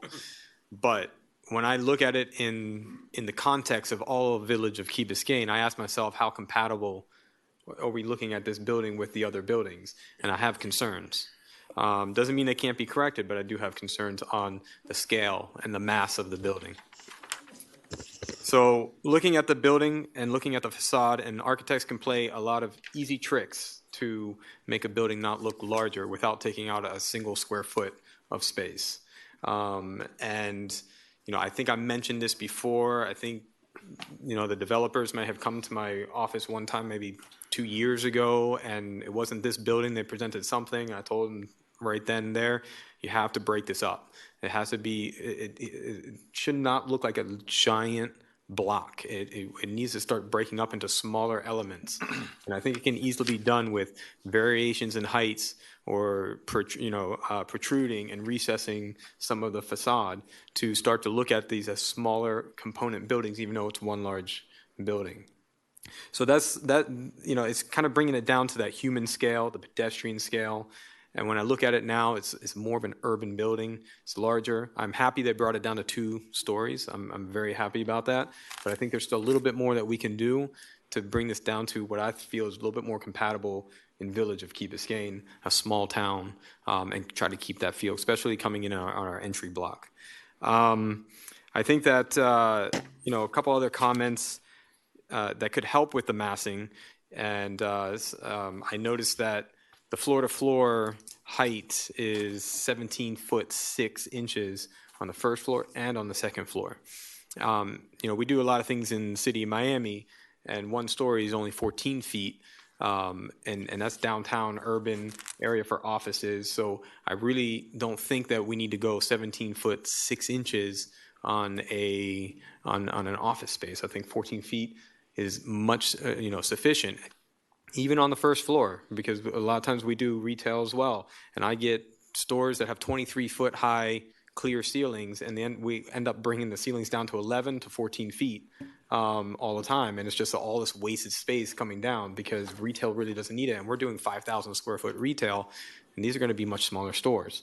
So if that was brought down to the 14 feet for both floors, that's already reducing the height 7 feet. Overall. And you have to imagine right now they're at 34 feet and so almost 35 feet. If you're standing on the sidewalk 10 feet away from the property line, we're going to be 44 feet up to that edge of that parapet. It's intense and you're going to feel it. So I think that we need to take some steps and talk to these property owner, their architect, see if there's some modifications they might be able to do to kind of reduce that intense feeling that we're going to get right at the entry block. A couple of things that I also noticed that something that was missing in the plan was the location of all the mechanical equipment. I'm assuming there might be on the roof. I'm not sure, but in most site plan approvals, we have to show that. We have to show how we're going to screen it and how that's going to look. And we've had issues where that has not been in site plan approvals, and it became a big issue when they went to go for certificate of occupancy. So I think that it's very important that we see that now and before we make any approval as well. So the last concern, and I know that this one is probably the hardest one to conform to, but it's something that's in the vision plan, something that is very important to protect the characteristic of the street and is bringing the retail down to the level of the streets. But I understand that parking requirement is going to be very hard in this situation.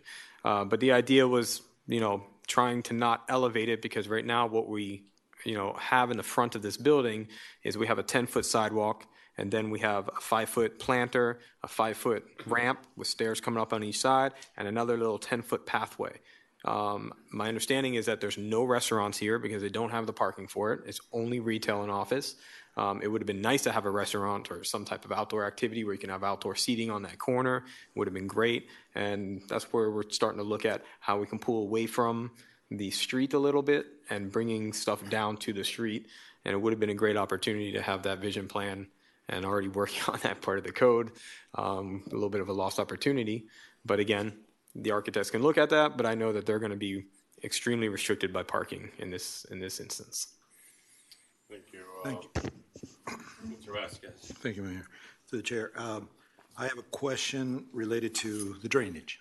Specifically, I'm seeing French drains as collectors and also to retain. They don't work. I'm sorry to tell you that. I'm going to break it to you. French drains don't work.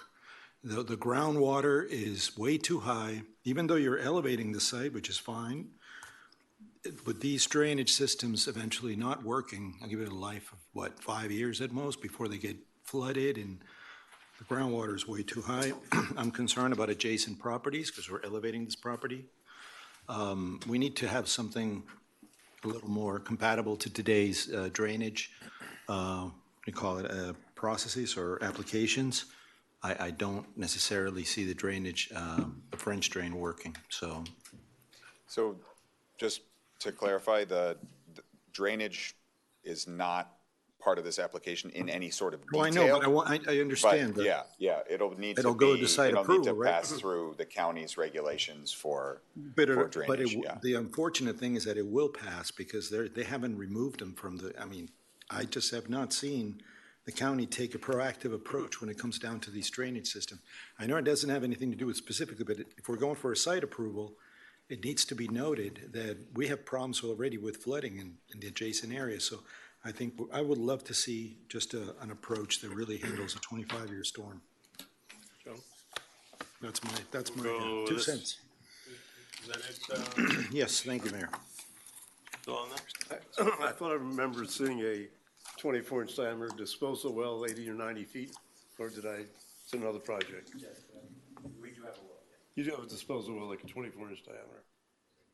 And you were saying that doesn't work? No, I'm not saying the French drains will not work. You'll have infiltration rather than I exfiltration. understand, but basically, this question is, does a 24-inch diameter, 90, assuming 90 feet's the right number for, excuse me, level, will that drain the project? And I'm sure they're going to have, maybe I'm wrong, correct me if I'm wrong, Jeremy, when they bring in plans to build, they would have to show that drainage, correct?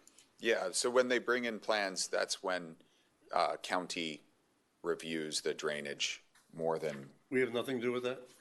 Well, it depends on the type of drainage. We will be reviewing for things like containing water on site and looking at the grading, but the bulk of the drainage permitting goes through DERM. My concern is that they will approve it. That's really my concern, and this system doesn't work. So it will not, in my opinion, it will eventually not convey the water to the well, and it will be stuck in the site, and it will eventually meander into somebody else's property. So I think we need to make, I don't think we need, if we already have a 25, is your well designed for a 25-year storm? I think it should be designed, right, if it exists. The whole site would be designed for 25 years. Yeah, thank you. Okay. Okay, so you're good without any, I'm just saying, just improve the conveyance, that's all. Just May I make sure. continue? My other question is to you, Jeremy. Yes. When you talk about a permanent legal route to the parking lot is available in regards, excuse me, to golf carts. So what you're saying is that if these gentlemen negotiate a contract with Mike Rice, the shopping center, to come through there, even though it might not be permanent, but they can use it, they still can't bring golf carts in?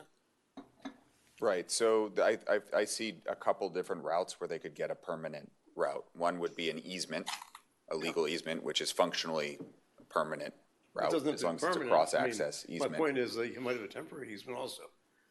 I mean, the word you have permanent, that's what, you know. Yeah, so the problem with a temporary easement, allowing temporary change to golf cart parking, is that it's very hard to undo that. So we would want to see something permanent. There's also a possibility that the county could permit carts on Crandon to the Rickenbacker Circle. Like, there's another possibility. Okay, then Not likely, but. not likely.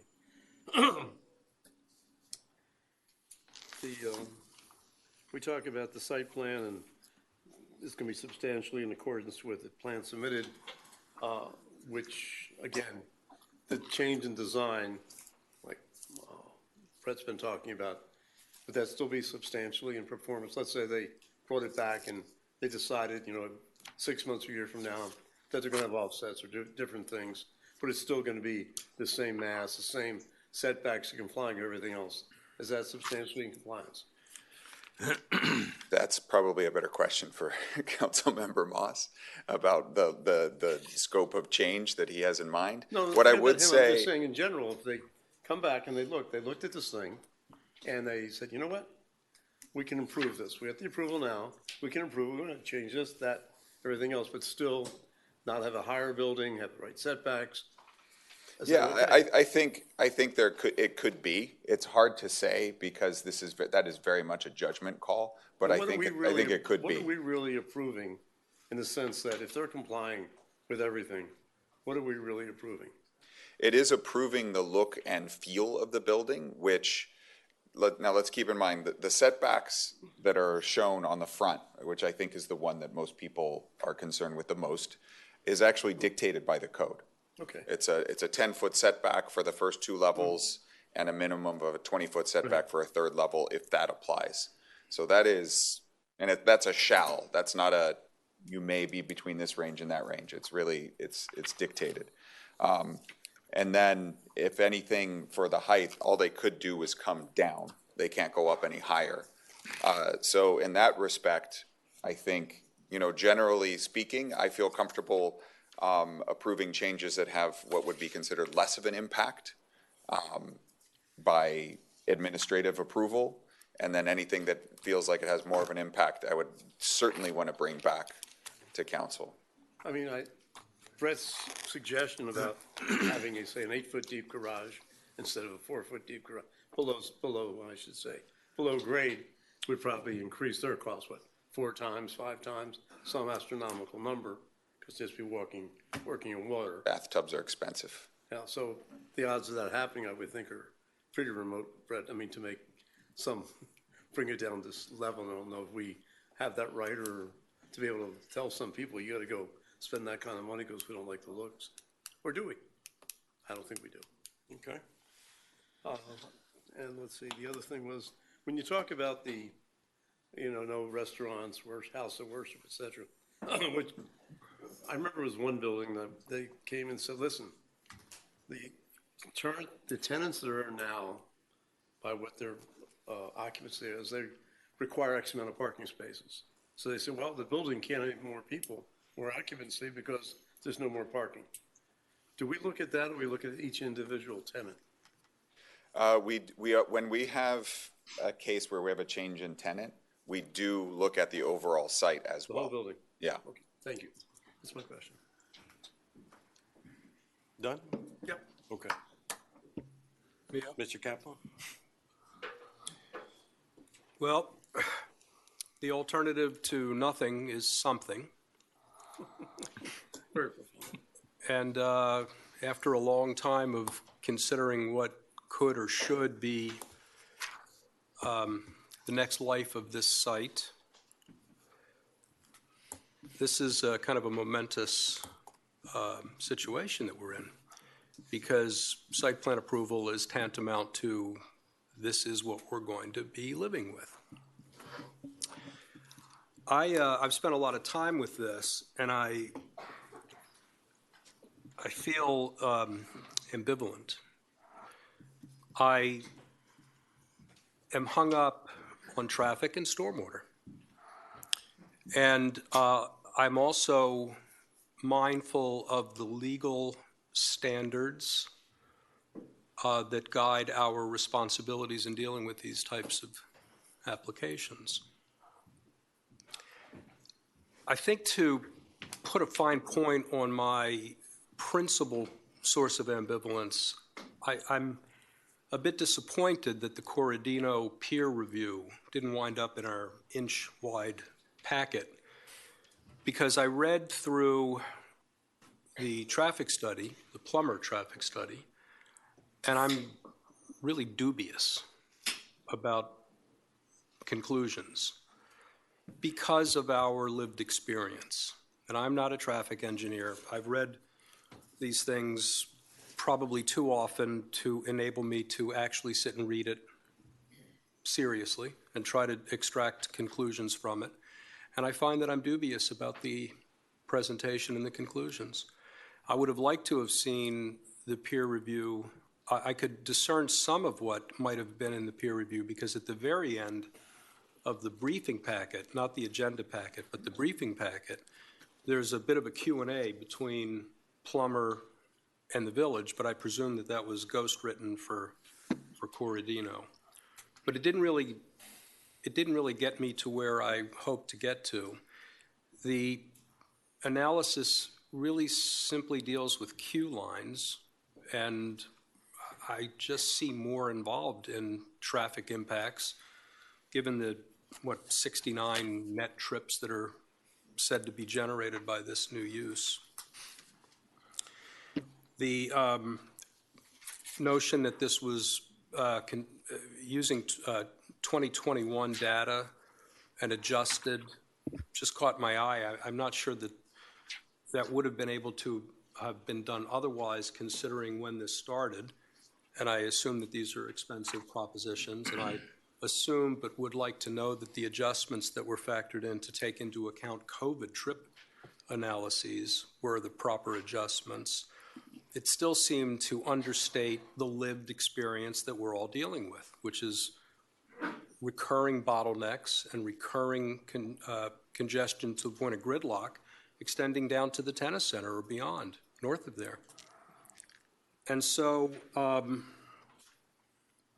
and you know, the premise that intersections are stressed because of the prioritization of the north-south flow instead of the east-west flow struck me as like counter-experiential to borderline preposterous. The condition is because there's too many cars. I think possibly the light signalization could be improved, and maybe the condition would be better if the signalization durations on Crandon and Harbor were more sensible, but I'm not sure about that. The reliance on alternative modes of transportation is really nice and aspirational, but our experience is contrary. People do employ alternative modes of transportation a lot, which is great. But we don't see that improving the condition at the CVS shopping center or the Vernon's drugstore shopping center or anywhere, in the Galleria, the square, anywhere. So, and then I come back to the invocation of our master plan objectives, and I think they're accurately written, but there is maybe something missing. Our goals, it seems to me, and I hope that this is a fair way of summarizing what I think our goals have been, is not to tolerate a deplorably bad condition, but to improve it. There are lots of policies and decisions and ordinances. The density cap ordinance that came in a few years ago is an example of taking, and land acquisition, examples of taking steps to reduce density, understanding that there's a correlation between doing so and possibly reducing traffic. I don't know what to do about this. I'd like to see the Corradino study. If the premises that Brett was speaking to about design tweaks, including, and maybe especially including, the segmentation of the mass, is palatable to the applicant, and we could come back, I'd have a chance to read Corradino and maybe answer some of my reservations about traffic. I also note,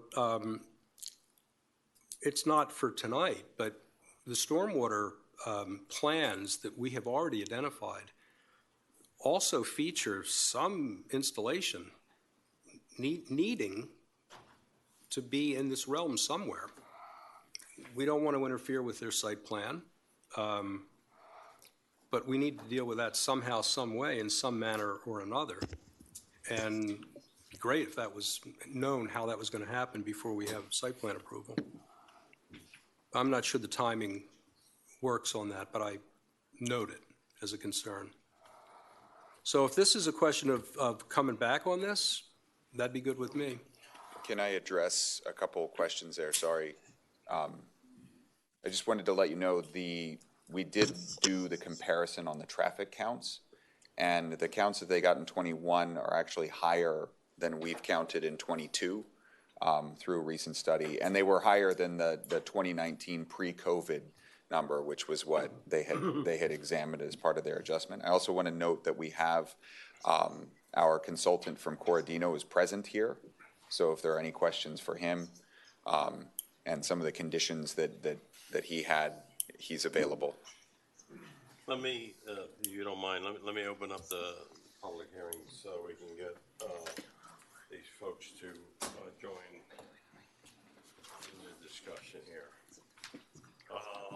First speaker that I have, Arthur Brito.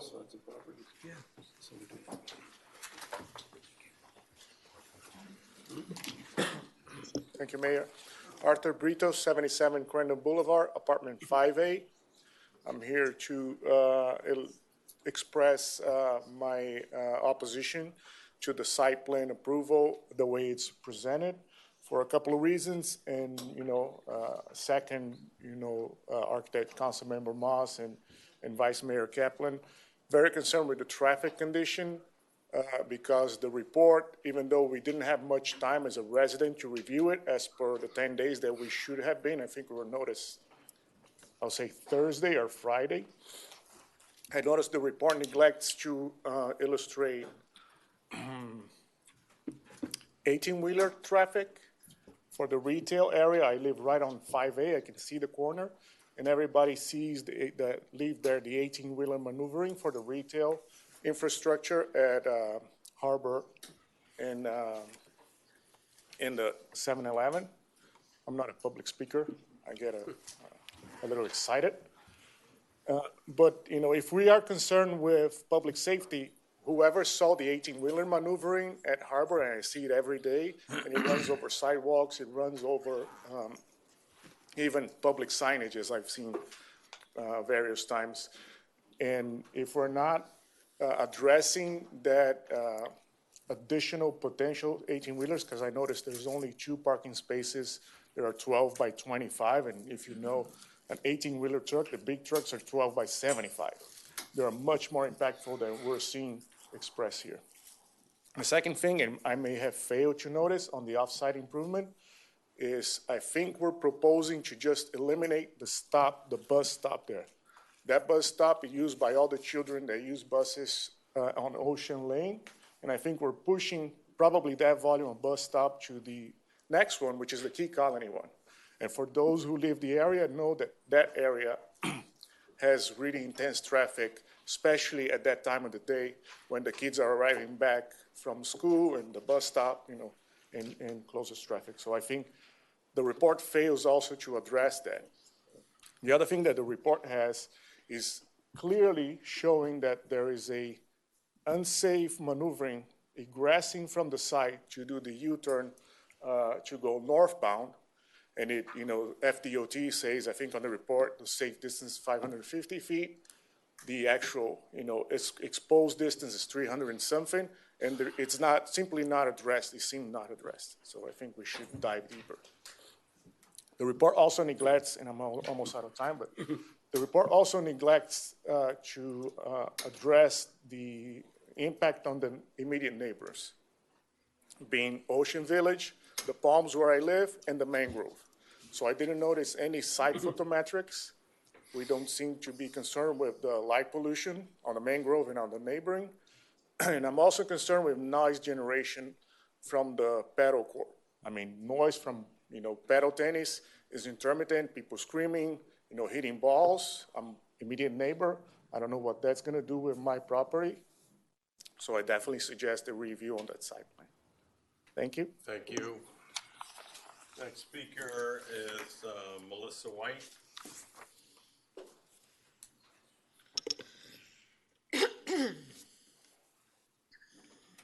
Melissa White, 370 Heather Lane. Thank you, council. I think we've seen, like, at least since my consciousness of village government, 3 plans. One was a Walgreens, one was a big mall, and I just want to applaud the property owners for putting together something that is visually very nice. I'm sure that Councilmember Moss has some good suggestions, but hopefully we don't lose sight of the fact that property owners are trying to work with us and want to build something nice and are trying to be good members of the community because of fearfulness. Certainly we don't want to just keep delaying things until preemption happens, and then what can be built there, right? You guys won't have a say on it. So I just want to thank them. The real comment, until I heard all the other comments, was I hope that they consider pickleball. We have a huge pickleball community, and the seniors would really love it. And that's all. Thank you. Thank you. Next speaker, Martin Moreso. Hi everyone, my name is Martin Moresco. I live in 101 Crandon Boulevard, apartment 469. I am the founder of the National Paddle League. I founded it 2 years ago here in Key Biscayne. So at that time we were only 20 guys playing paddle at the Ritz. Today we are more than 500. Actually, we don't have any space to play here, and it's funny because we found it in Key Biscayne, and now we had to go to Wynwood or other neighborhood, not here. And especially that we are having more women and kids trying to play the league. We don't have space, so for me it's great to see that it can be an opportunity to have more courts here in the neighborhood. So hopefully, and especially, the location is here as well because it's an entry block, so we don't have residents so close to the court, so it's less noise for them. So yeah, hopefully we could see this project live soon. Yeah. Thank you. Next speaker, Jorge Ortiz.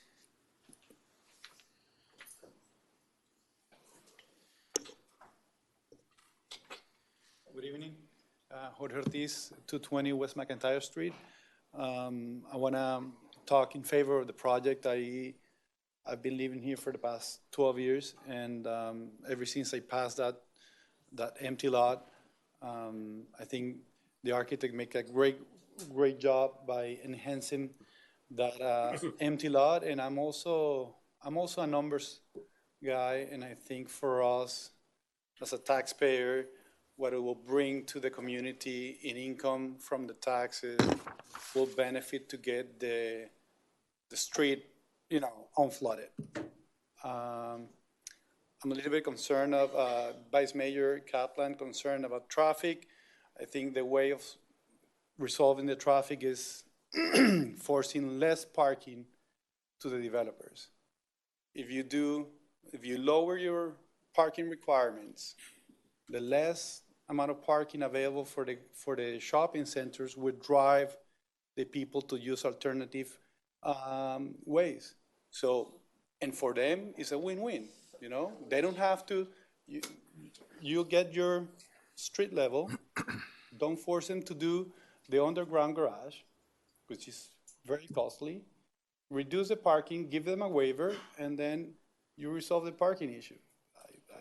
And on the number side, I think taxes will be great for us, better looking than an empty lot, and you get the street level.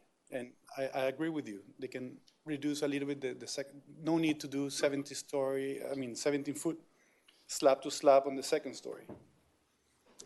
But that's it. I think it's great. Thank you. Next speaker, Jose Aona? Año?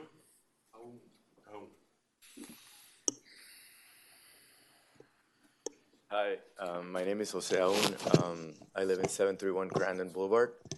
I'm an owner since 1998, and I've lived here permanently since 2010.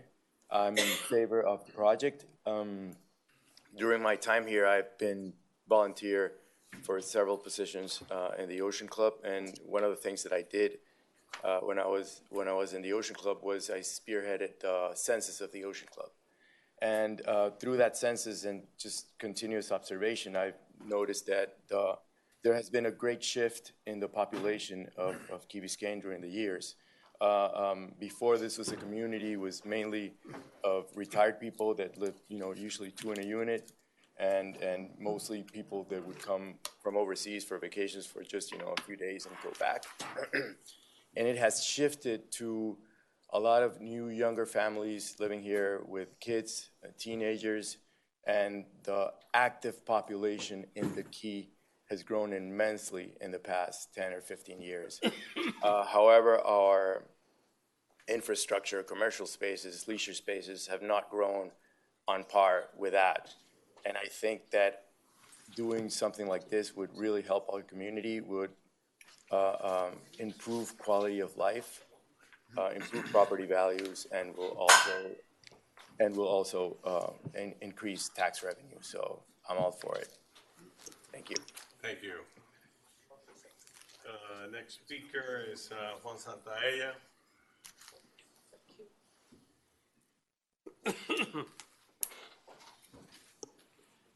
Good evening, Juan Santaella, 360 West Heather Drive.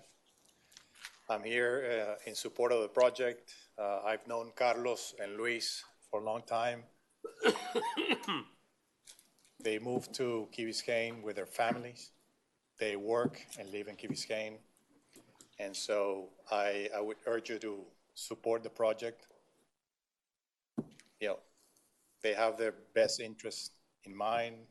And as we've seen in the presentation, the project is in compliance. So I would urge you to support and approve the project today.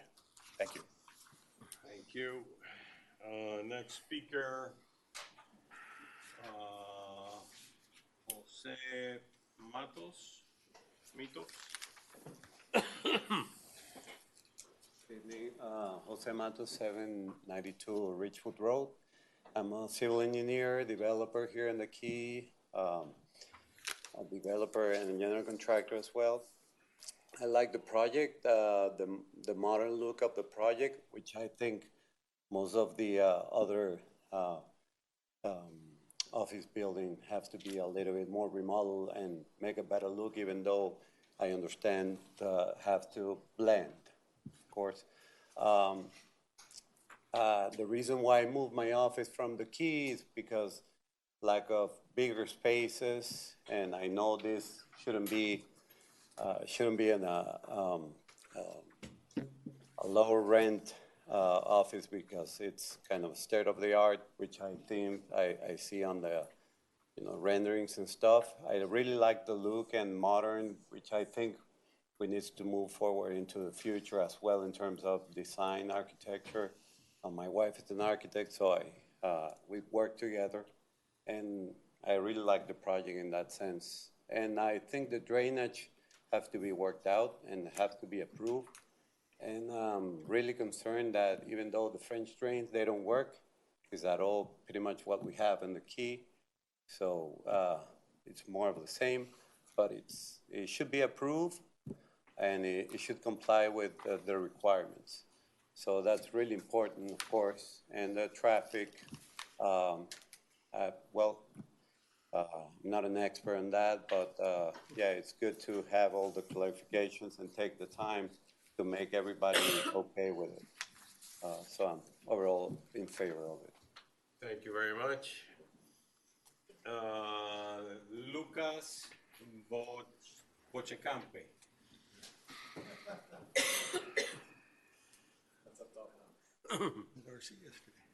Hi, I'm Lucas Bocachampe, 201 Sunrise Drive. I'm here also to support the project, and I hear you guys talking about the compatibility of that new building. And I believe the new build, like what it needs to be compatible is like renovating the old buildings to make it look more modern. We are looking into the future, and we want to enhance the look of the island. I know we wanted to keep it simple, but it's very old. You go to the old buildings, old commercial buildings, and you see they're all they're old and they feel old. You go, the tiles are broken, like everything is like a mess. Having a brand new building is going to be very, very good. Talking about the compatibility or the new constructions, we rebuilt the Yacht Club a few years ago. Everyone likes the old Yacht Club, but the new one is better, right? So, no? At least it looks better, but yeah, the church that they're building in the St. Agnes, that's a massive building as well. So we're moving into the evolution of the island, and we need something like newer, and that's something that will bring a lot of. I'm a real estate agent, and I bring a lot of people from the outside too. I love to sell the island. I live in the island, and something that is common in every single people that I bring is like why everything is so old, and that's something that we need to move forward and like.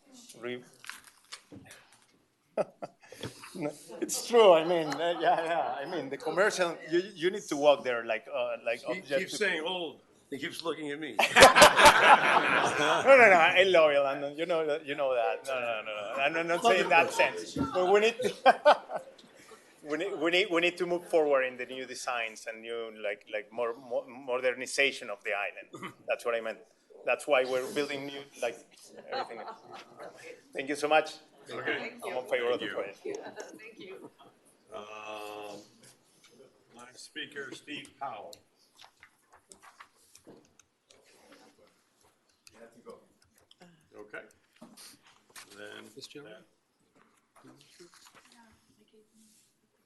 Do you want to speak? He's on another subject. Oh. We'll get to him later. Okay, that closes the public hearing. How much time do we need for rebuttal? Not much, I'd say 5 minutes. 5 minutes, okay. Mr. Mayor, before, a quick thing prior to, I wanted to make one point. I was looking at a question, how much traffic, do we have a traffic, as I'm looking at all this, what's the overall added traffic for the, because people are not going to read this massive thing here. What do we, sorry, just want to address the traffic issue.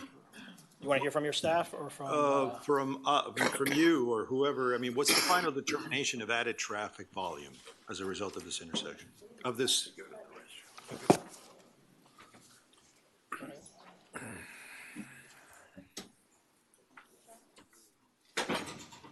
So, again, Jeremy Karascogger, village planner.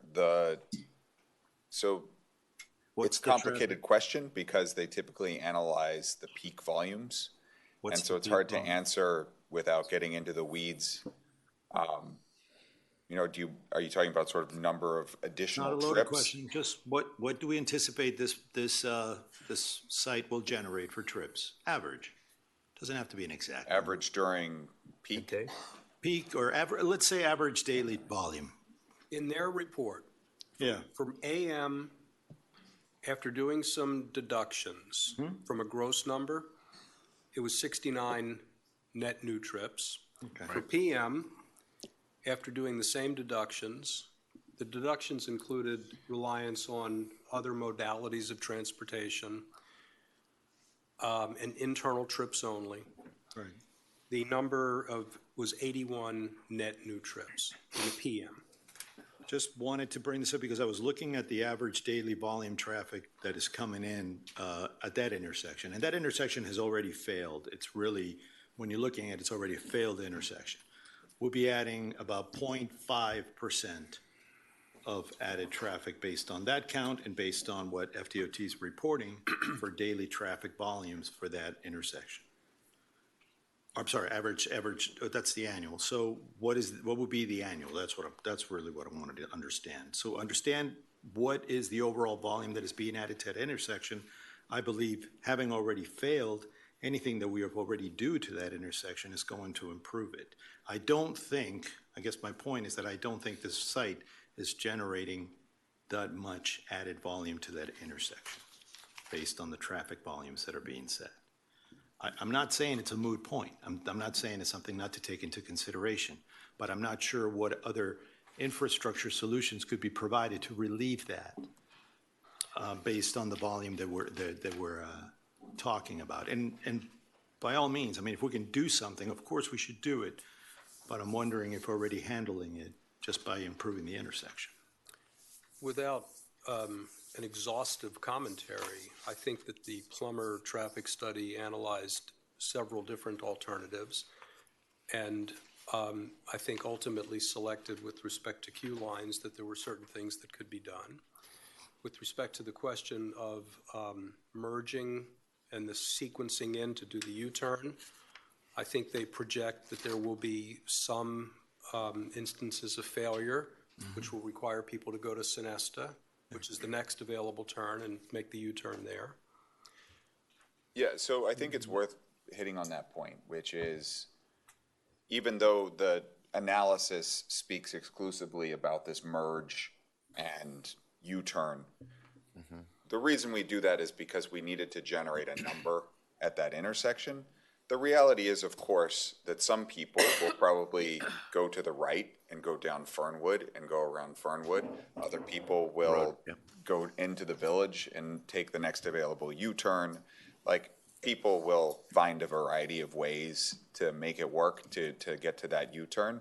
But for purposes of getting to our analysis and getting to our number for concurrency, that would have just muddied the waters. So we focused on this intersection.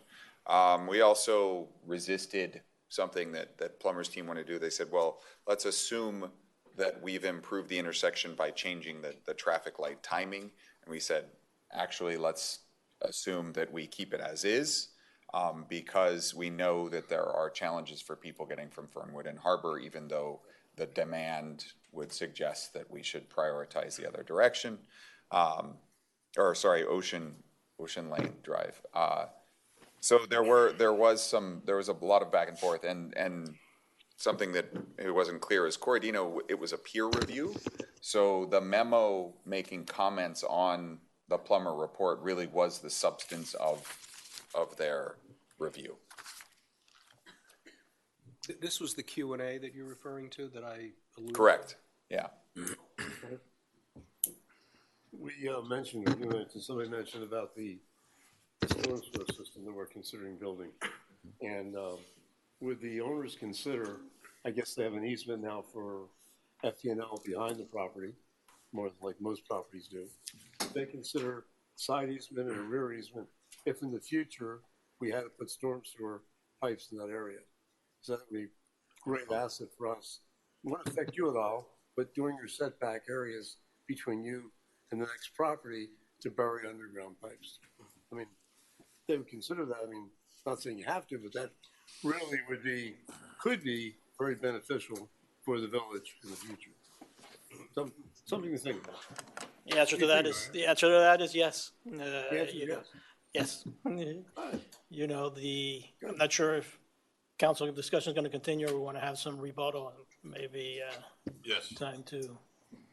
Okay, so it can be relatively short. You know, the concerns that are raised, I think, come more sort of on the technical side or almost design side.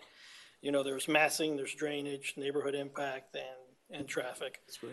On the issue of massing, of course, we realize that this project, in order for it to work for our client, needs to work for the community, needs to work for the village. And so we are open to have perhaps an architect-to-architect conversation as to, you know, what can be done with regards to this building, as long as it comes with an open mind, you know, sort of as to what our point of view is and why we're proposing what we're proposing. On the issue of drainage, similarly, discussion from civil engineer to civil engineer, I'm sure will help to resolve the issue and have some confidence that the drainage system's going to work, whether it's French drain or whether it's some other sort of drain. Our civil engineer happens to be here tonight in case we have more questions for him.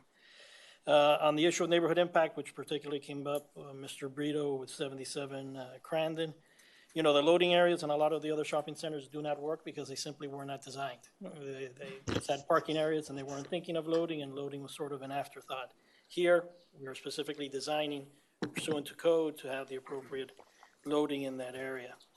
The noise issue, we are going to be subject to Chapter 17 of the Village Code, which regulates noise. If anything happening on that rooftop is determined to be a nuisance or in violation of the code, it will have to cease or be further regulated.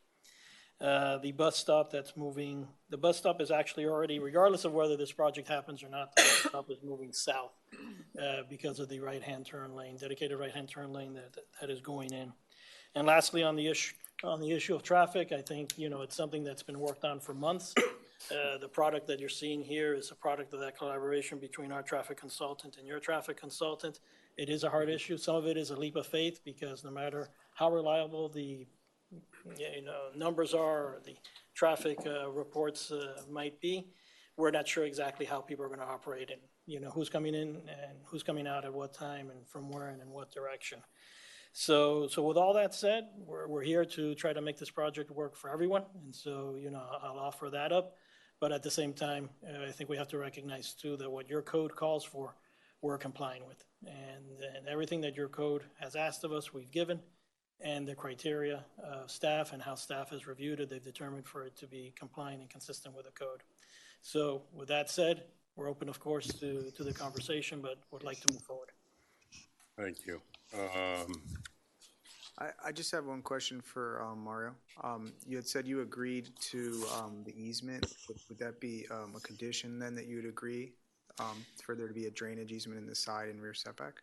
Well, I think we need to put some more skin onto the bones of that. But in concept, certainly the idea of us having some easement over areas which right now for us are landscaping or drives, so as to accommodate some whatever drainage improvements are necessary, we're amenable to.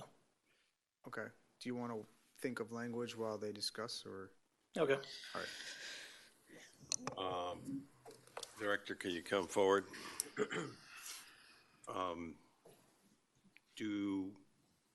One small question I have, are there shade trees on that promenade there? Yes, so I think in the renderings, they actually faded out the shade trees so you could see the building, but they're present. And even in the renderings, they're there. They're just sort of, it's a Photoshop technique just to sort of remove them. Yeah. That's exactly what we did. And I noticed they became palm trees, right? There you go. Oh, okay. So Mix. the trees are Yeah, present. I They're think just we very don't want lightly. palm trees anymore. We want shade trees. The palm trees are only in the planters on the property where they're very thin planters and can only accommodate trees, but there's also street trees that are shade trees. So let's address the issue that Mr. Vasquez brought up, stormwater. We're going to spend a considerable amount of money in this village to fix this problem. So how can we just avoid this situation to make sure that this stormwater issue is taken care of ahead of time? How do we do that? So, you know, we can't enforce beyond our current code requirements for the 25-year peak storm that is the design criteria for the county. Now, I would turn the question over to their civil engineer team if regarding any specifics, or if they've already done ground testing or anything that shows that there's any specific challenges to this site. This site is adjacent to mangroves. It's adjacent to water. You know, those mangroves are in water periodically. They're not, it's essentially a waterfront site. So, Will they need a seawall? Will the village need one eventually? There, maybe. Can we not address this as part of the conditions, is to make sure that this item gets taken care of? I think, and maybe it's a more technical discussion, because I think that they're proposing French drainage, which I understand may not work. So maybe if there's a discussion on an alternative possible, that they would agree to, but that's really above my pay grade. Mine as well. I mean, they have to store up to 25 years. Technically, if I'm correct, and the civil engineer in charge of this, they have to retain for a 25-year, 3-day storm. Am I correct on that? Can you, yes. They have to retain and treat. Hold on, let's Sure. get, your name and address for the Nelson record. Ortiz with Grafe, with office at 9400 South Dadeland Boulevard, Miami. Okay. So, yeah, so this is a little bit more preliminary. We have run some very preliminary calculations. Haven't run all of the calculations that would be required for DERM, for your village, review, which would be the 25-year, 3-day. We are showing a drainage well. We were the engineers for St. Agnes. We have a few drainage wells there also, and a lot of exfiltration trench. It seems to be working. I haven't heard that it's not. We got 5 years. Yes. That's how long they will. But remember, wells also have a limiting factor as well. They work on head. Yeah. So the lower they are, the less they do. The higher they are, much better. Unfortunately, all the grades in the village are very low. I mean, this parking lot would be, it's in the 5s. So the drainage, so we may have more drainage wells at the end of the day. We just showed one to have an idea that we're going to have at least a drainage well, maybe more. My guess is we'll probably have a couple, or 2 or 3 on the site with exfiltration trench. We still need exfiltration trench. Durham requires sand-filtered exfiltration trench for the underground garage. There's still requirements that we have to have exfiltration trench for some of the, but it'll all be contained on site. The drainage that you guys are talking about in the village, that's off site. And I think that's what you're asking for, an easement to maybe get that off-site water, through the property. But this drainage system would be completely, self-contained on the site. Yes. And yes. Okay, I know it's a challenge. Trust me, I understand exactly what you're going through. I know it's a challenge because it's a flat area. We don't know where to put the water. We don't have enough green area. I think that perhaps if Durham is going to allow it, great, but at the end of the day, I know, and you and I know eventually time will eventually fill in those holes and the water will not be treated. So what I would recommend is take a look at maybe doing some swales around the area. You're elevating the site, maybe capture that water, through sheet flow into some swales. Take a look at it. We don't have to get into a civil engineering discussion here. But take a look at that and maybe do a combination of both to get as much water quality as you can and, be able to send it as quickly as possible to a well. For somewhere where you can, I don't know, look at the adjacent drainage system, work with staff. I know they're looking at a holistic approach for conveyance and discharge. Maybe integrate with that. I don't know if we, that may get us into a different thing, but take a look at it. I understand the challenges. So. Okay, you got it. Thank you. Yeah. McCormick. So thank you. I would like to thank the owners of the property for complying with everything that we asked for. It's nice not to be being asked for a variance, and I liked hearing that they're actually putting in more trees than needed. I think personally, I don't love the idea of driving into the village to a giant building there, like straight kind of wall, but that is what our code calls for. Perhaps had we passed Amendment 4 and updated our code, we would be looking at something different.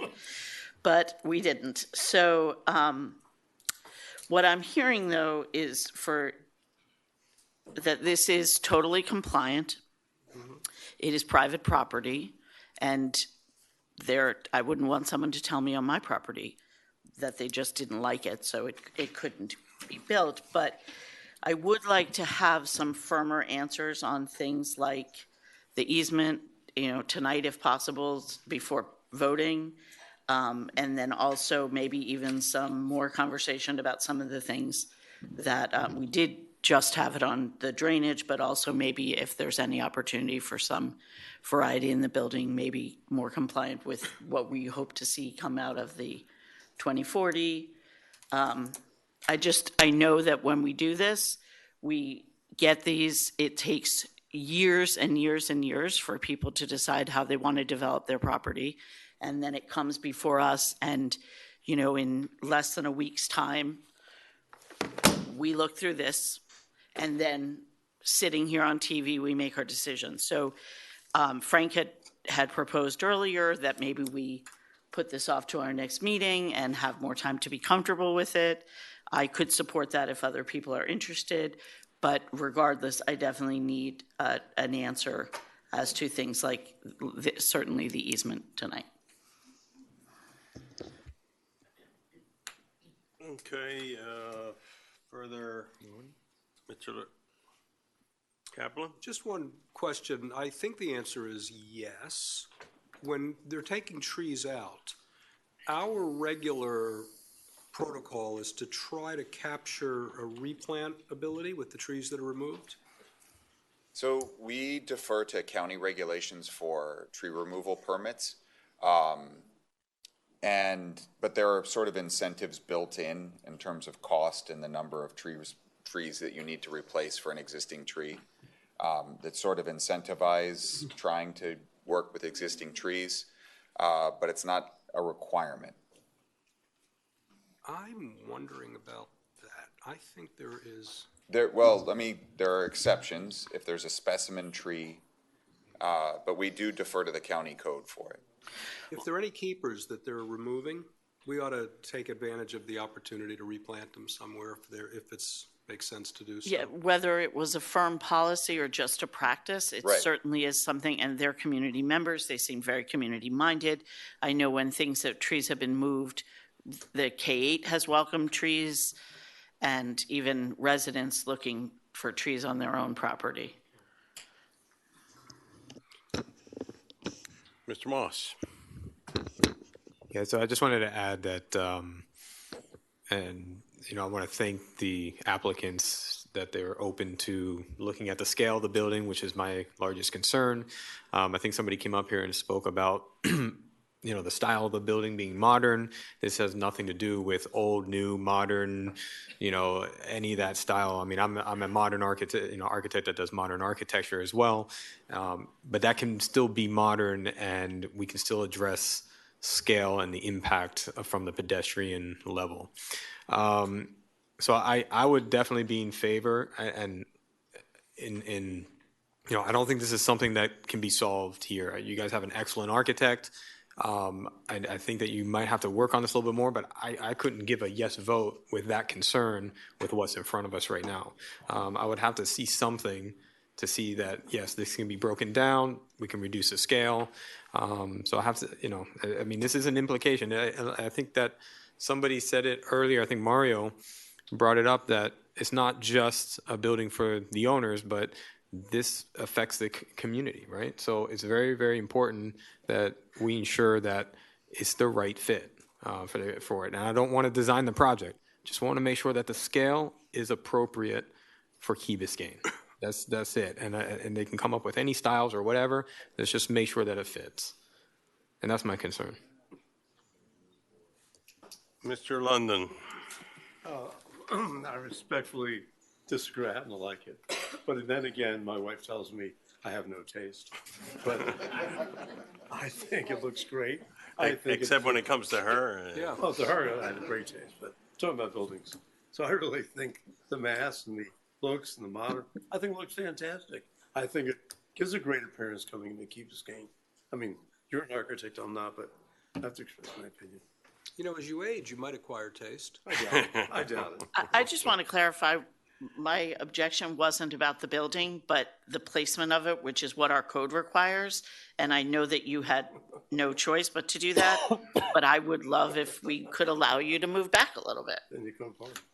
You lose parking places. You could put a couple out front, give some variety. Not allowed.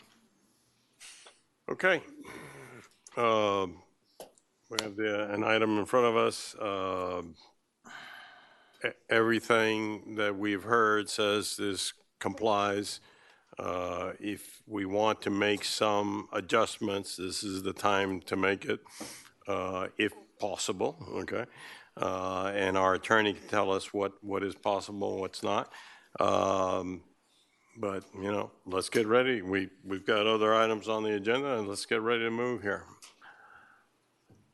Mr. Attorney, any last thoughts on what has been talked about? Can we do those things now, or is that something that we can put on the record and then have them complete at a later point in time? Well, I think that depending on what Mario's going to say on the easement issue, it seems like we can hammer that out right now. I think that some of the comments that Councilmember Moss made are a little more challenging because they're maybe design related. I think that the drainage comments on site, I think will be evaluated as time goes on.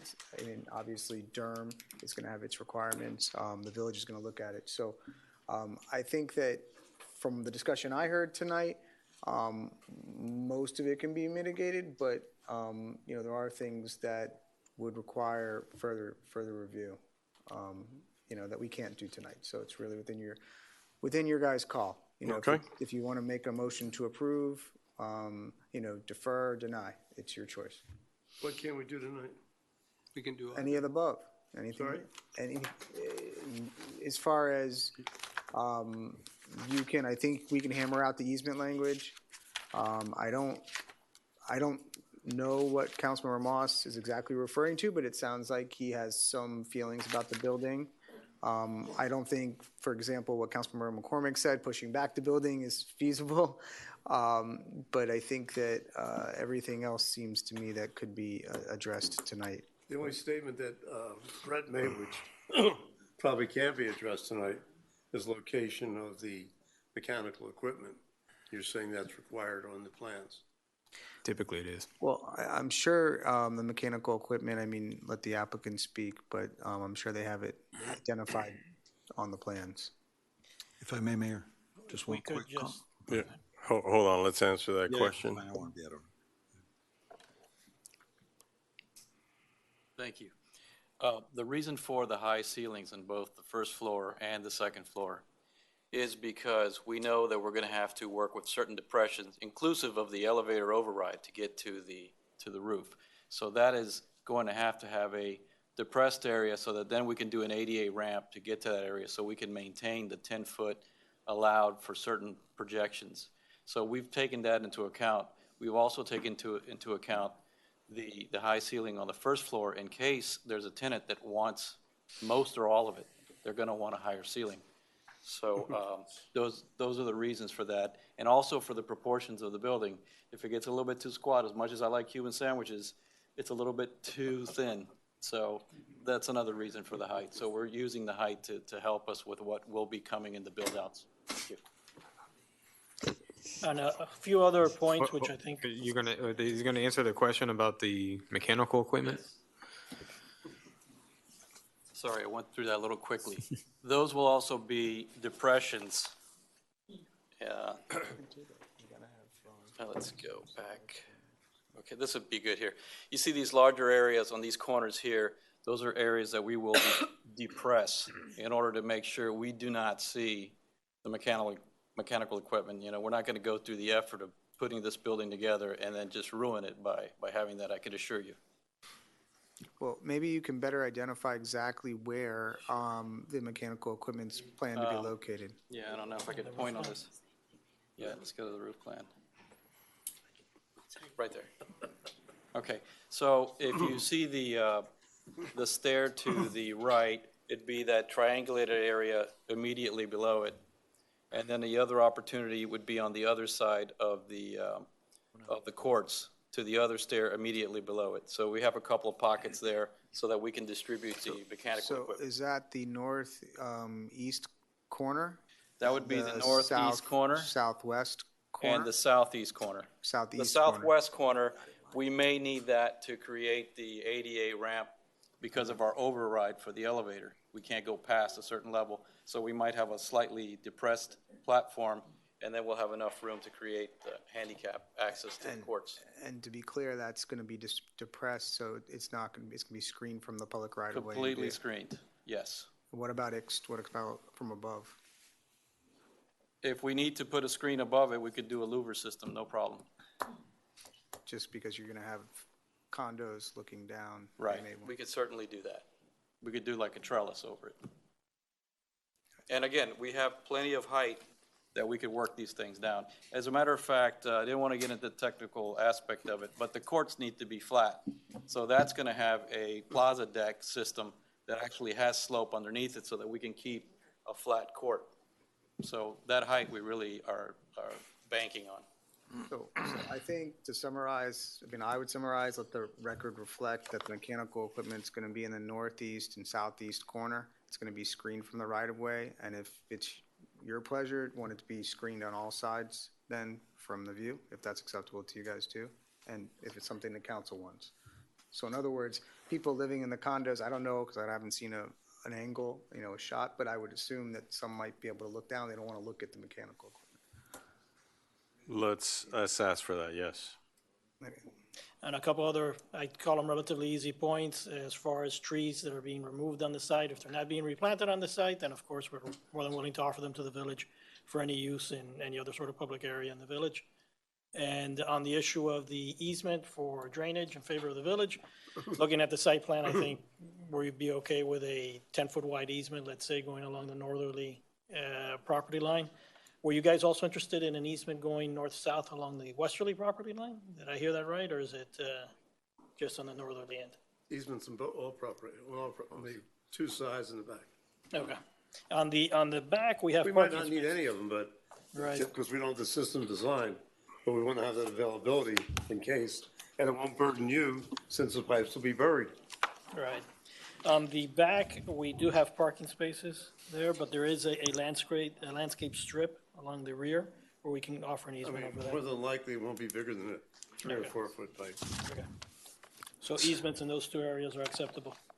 Silly question. What are we going to do with the flying balls that are going to come out of the tennis courts? Those Have you guys come up with a solution for that? I mean, those have adequate, sort of walls around these courts, because Padel is played with sort of walls around the court. I live at the Commodore with the tennis courts. They're Right. always shooting them out, and I always have to toss them over the fence. We I'm just also saying have- we don't want to do that in traffic, so maybe you said.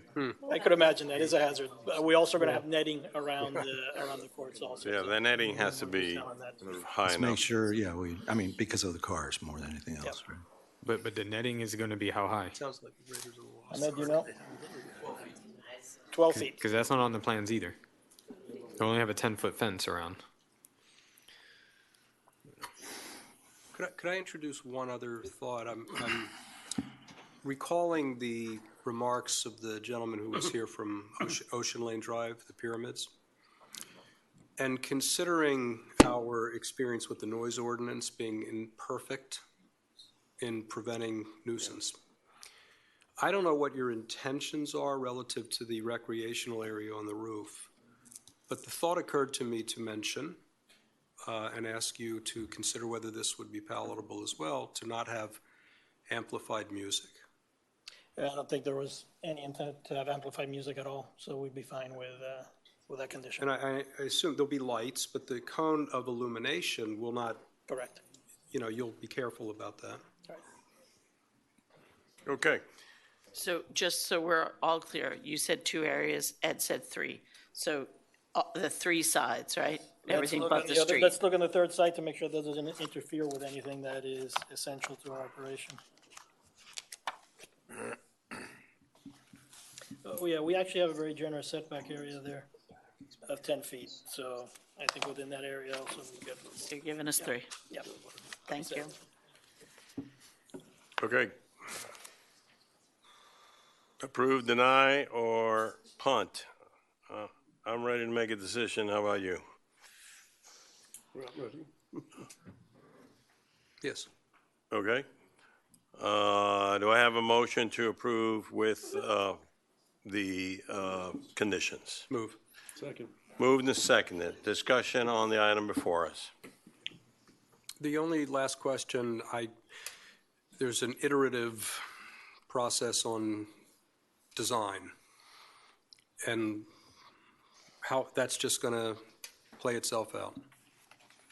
Yeah. I mean, I understood about the sandwiching and lowering the ceiling or the rooftop, but the idea of breaking it up into segments so there's more verticality when you lower it like that, you get away from that sandwich look. And then you can actually play with the heights. You can go up a little bit in the corner where you have some of the mechanicals, so you don't have to do depressions.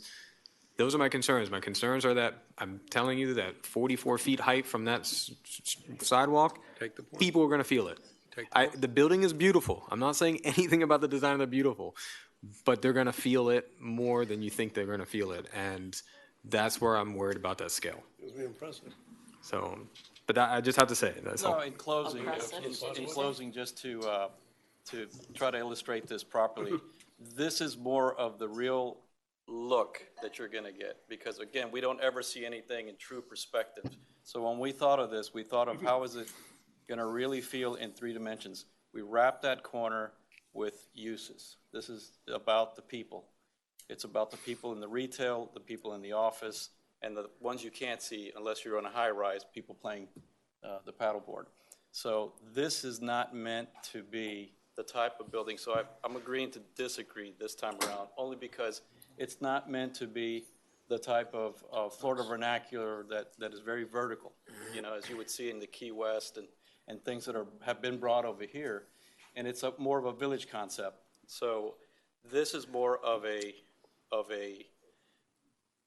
it's almost of a de-acceleration of what's coming into the Key, and then just stopping and pausing to see that corner and see this activity and see the tropicalness of it and the materiality. So I don't want to sound like this could be tweaked without altering it so badly, because, you know, a camel was designed by committee, and sometimes it just doesn't work. So I feel strong about this. I serve on a board, I'm on the board of architects for Coral Gables, and I see a lot of work, and I evaluate it, and I would not propose anything that we didn't feel was as close to perfect as possible for this intersection, this entry. Thank you. Okay, we have the item properly before us. Seeing no other discussion, Madam Clerk. May I do a roll call vote? You sure may. Mayor Roscoe, Yes. Vice Mayor Kaplan, Yes. Councilmember London, Yes. Councilmember McCormick, Yes. Councilmember Moss, No. Councilmember Sardinez, Yes. Councilmember Vasquez. No, until I see the drainage. I need to understand that. I'm not comfortable with the drainage, Mayor. I apologize. I mean, it's just really So something. it's a no? No. Yeah, it's a no. It's a no. Thank you. Thank you. The item is, motion passes. Thank you Thank very you. much, Mr. Mayor, Congratulations.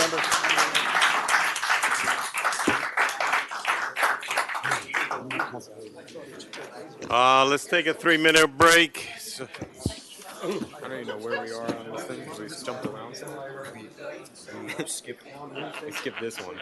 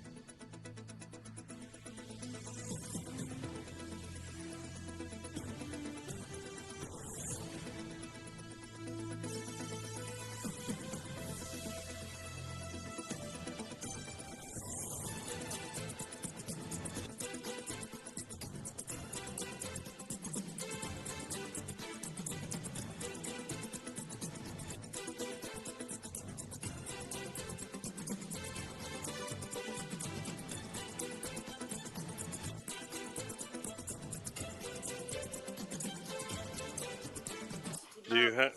But right when, I can't start till. I think so, yes. You sure? Mr. Mayor, Yes. it's after 8 o'clock. We usually have public comments at 8 o'clock and the manager's report at 8 o'clock. So. Well, forget the manager. All right. Okay.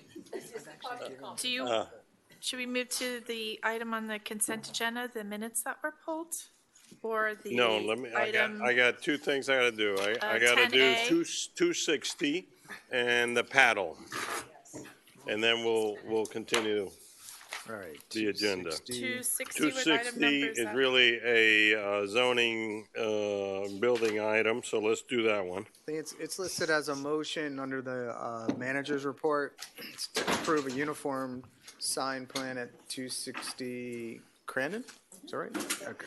So we'll move to reports and recommendations, item 122C. Yes. A motion approving the application for a multi-tenant sign at 260 Crandon Boulevard. Do I have a motion to approve? Second. Been Thank you. moved and seconded. Discussion on the item? Everybody know what we're doing? Yep. I have a quick question for you. Okay. So I saw in the image that you guys have pretty much all the tenants. Now, do you guys have spacing? I mean, I'm afraid that if you put all the tenants there, it's going to start becoming like a long sentence, and people won't be able to actually read the businesses. Do you guys have like some type of maybe plan to space them a little bit when they get really tight? Okay, and Just something for you guys to consider. I'm not going to go vote against it, but I just want you guys to kind of think about that a little bit. We realized that in the sketch that we have, we were able actually to read at that small size in the sketch, the names. So we are pretty confident that we will And be. it's spacing from each other, because once you put like 10 of these together, it starts to kind of like read as a sentence. So I just want to make sure you guys, is it Well- best to have every tenant be able to put one on, or should you start maybe? Well, that's the thing, because the colonnade have that round, that Yeah, U it's a shape. shorter, it's a Right. shorter distance And than in the the corners stores. is where we're having the problem, so we Yeah. have to move everybody a little further. It's not going to be actually on the front of every unit, Okay, especially the front that we have second floors.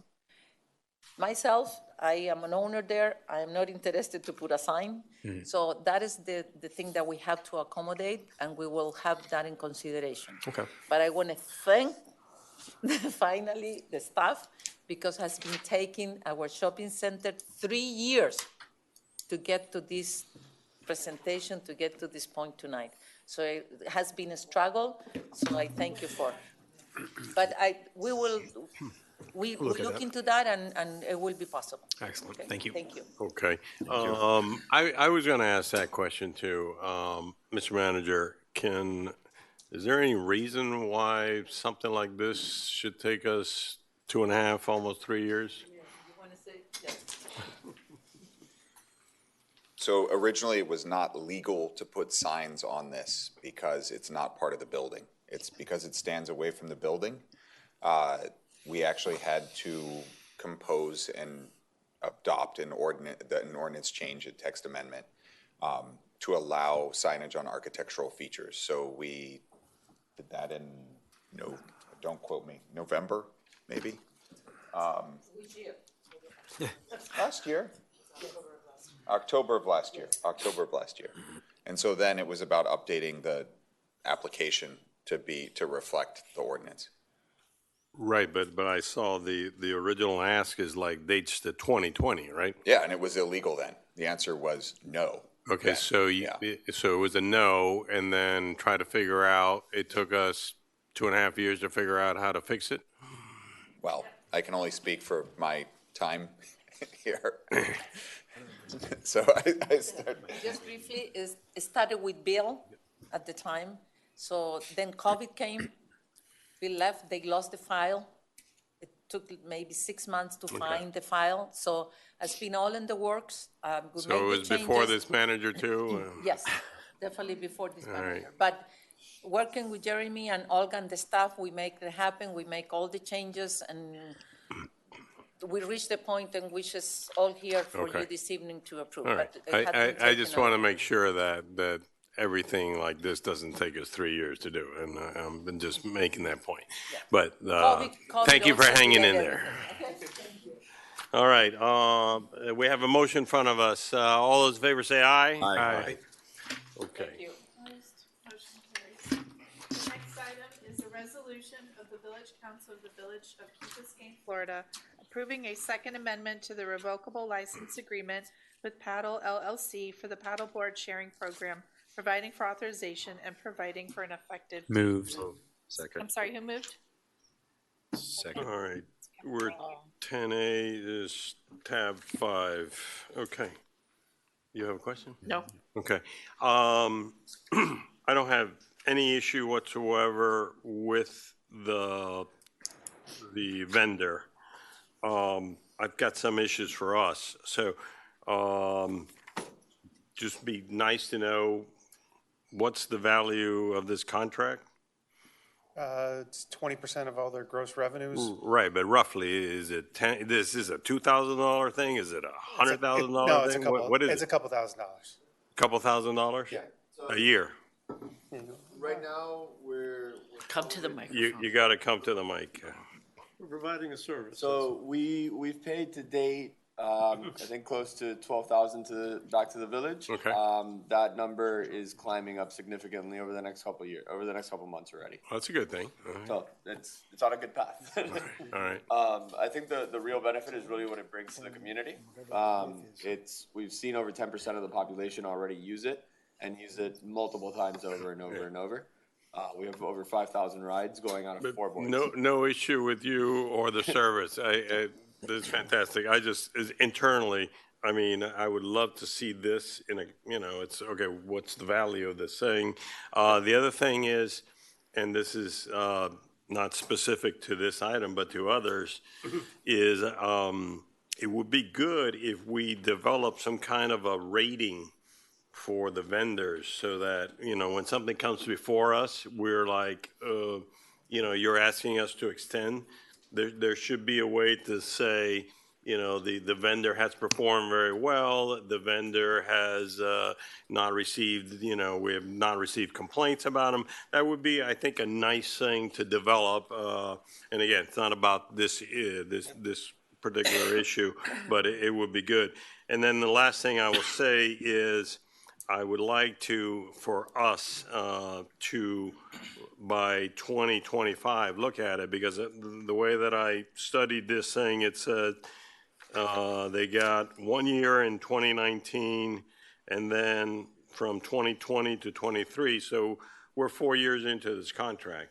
And I don't know that we have set a policy, but I think our policy has been that we want to, put everything out to bid at some point in time. So, by the time it gets to 2026, which is the duration of the contract, we should have put this out to bid before that so that we can meet and be in compliance with what our intent has been up here on the sport. Does that make sense? Yeah, in the last sentence of the cover memo, I did say that they've been great to work with. They've been responsive. They've been proactive. They lock up their system and shut it down before major storms. I didn't go into more detail, which I could have. I agreed. Okay. But obviously, they're residents. They've been responsive. Yeah. They've like you said, provided a service to our community that's mutually beneficial. But in future documents, I'll go into greater detail. Perfect. Okay, is the item before us. All those in favor say aye. Aye. Any opposed? Thank you. Okay. Motion carries. Thank you. The next item on the agenda is the consent agenda with the item of the minutes. Yes. Councilmember Moss. Yeah, I just have a few comments. Can do this really quickly. One, under page 4 and 5, at the bottom of 4, top of 5, we talked about the sustainability board, advisory board, and I know that Mayor Roscoe mentioned that he would be okay with the youth council representative to be an ex officio member of that board. Right, we can't put them on Yeah, which is directly, fine. but they can be Can we there. add that to the minutes? Is it okay with that? Yes. Yeah. Okay, excellent. And then the last thing is, I did notice on page 3 of 10, it does say Councilmember London addressed Mr. Lopez regarding the product. If it does not work, the village would not need to pay for it, and Mr. Lopez agreed. I just want to make sure that was with the pilot project system. So I just want to make sure that's in the minutes. Is that reflected in whatever contract that we have with him, that he did agree with that? Yes, we Okay. did work out language. I don't know if Roland is still here. And was that only for the SOP, or was that for both the SOP and It was the, just for the one gentleman that agreed on the Who record. offered it? not the SOP. COO, or the other guys? All right. Okay, You wanted the other guys, huh? on the minutes, On the minutes that I brought up earlier, it's not Okay. necessarily a revision of the minutes, but there was a request that I made to have a briefing on the funding, so at least everybody's aware of the current funding on the IIJ. I don't know if you guys are preparing that or not, but it would be great for us to, brief council a little bit on all the opportunities for federal funding on these projects. Oh. Yeah, I think it's important to get- we can do that. Yeah, I think we did one in September or October. That's why we did everything. And then I think we did an update in December, but we can do another one. Yeah, just for the new council and Sure. all Yeah. those. Yeah, I just wanted to, go ahead. and just to add to, I just came back from Washington, and I have the same feeling that I think that we've looked at everything, but it would be good to double check it again. And it was something at the National League of Cities that we need to stay on top of. For example, in the Farm Bill, they have an urban forestry grants, something that, maybe we wouldn't think could look, but are there. So yeah. These bills shift too with time, so it's great. And we need to know, and our guy in DC is very good, and we can also rely on his analysis of what's out there. Yeah, we keep up with this on a regular basis. As you know, we've been extremely successful in many of these. I think what came out originally, things were very restrictive. I think they're finding now that many people don't apply or are not applying for these programs. So we continue. We go through seminars. We go through different firms that we work with, and obviously our lobbyists as well. So we'll be happy to give you an update. Yeah. Mayor, really quick. So Ed, just so for clarification, the person you spoke to was only representing one of the two companies. That's right, yeah. So the other company did not agree That's to it. correct. Okay, just want to make sure that No, you're correct with And that. then I called Jocelyn, and she made the change. Okay. I move with that amendment, to approve that. Approval of the minutes. All those in favor say aye. Aye. Any opposed? Okay. Where are we? Item is Public comments? Public comments? D, sarcasm. Oh, yeah. You can do public comment. Yes. Anybody signed up for public comments? Second time around? No? Don't have any new. Okay. submittals. Let's go to, You said the sarcasm? Those are the ones? For the 10D sarcasm. Okay. The added item.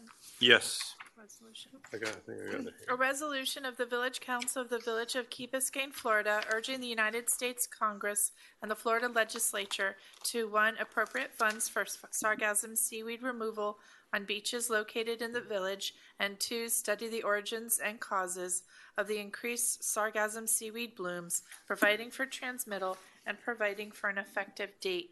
Move. Second. Moved to second, then discussion on the item. I'd like to say that I think the staff and as well as myself, and I'm sure some of you, we have reached out. This is potentially a tremendous problem for us as we approach summer here. And it's an item that I also have in the discussion item, so it goes hand in hand. When we were in Tallahassee, and one of our items has to do with sargassum, We talked to a lot of people, including the deputy of the Department of Environmental Protection in Tallahassee. And we started putting this on everybody's radar. It's like, hey, this thing is coming. Is there a plan? And at the beginning, we were not sure there was, but supposedly there is a plan. And so our people up there are working on it. The manager and I worked on it. When I went to DC, I put it on Salazar. I put it on the two senators. So we're at least in the conversation. The manager has had conversations also from an emergency management point of view, because if this things pile up in such a manner, we're going to have a lot of trouble, just like if this were some kind of a storm-related item. Mr. Manager, do you want to speak on the issue before us? Certainly. So obviously, this resolution, I think, is just kind of reinforcing what the county is saying. This is important to stand by what could be, and I want to make sure we're saying could be a major impact to what's going on in Key Biscayne. We do have visibility of this, and Rowan is watching it on a regular basis, so we are connected to the individuals who track this.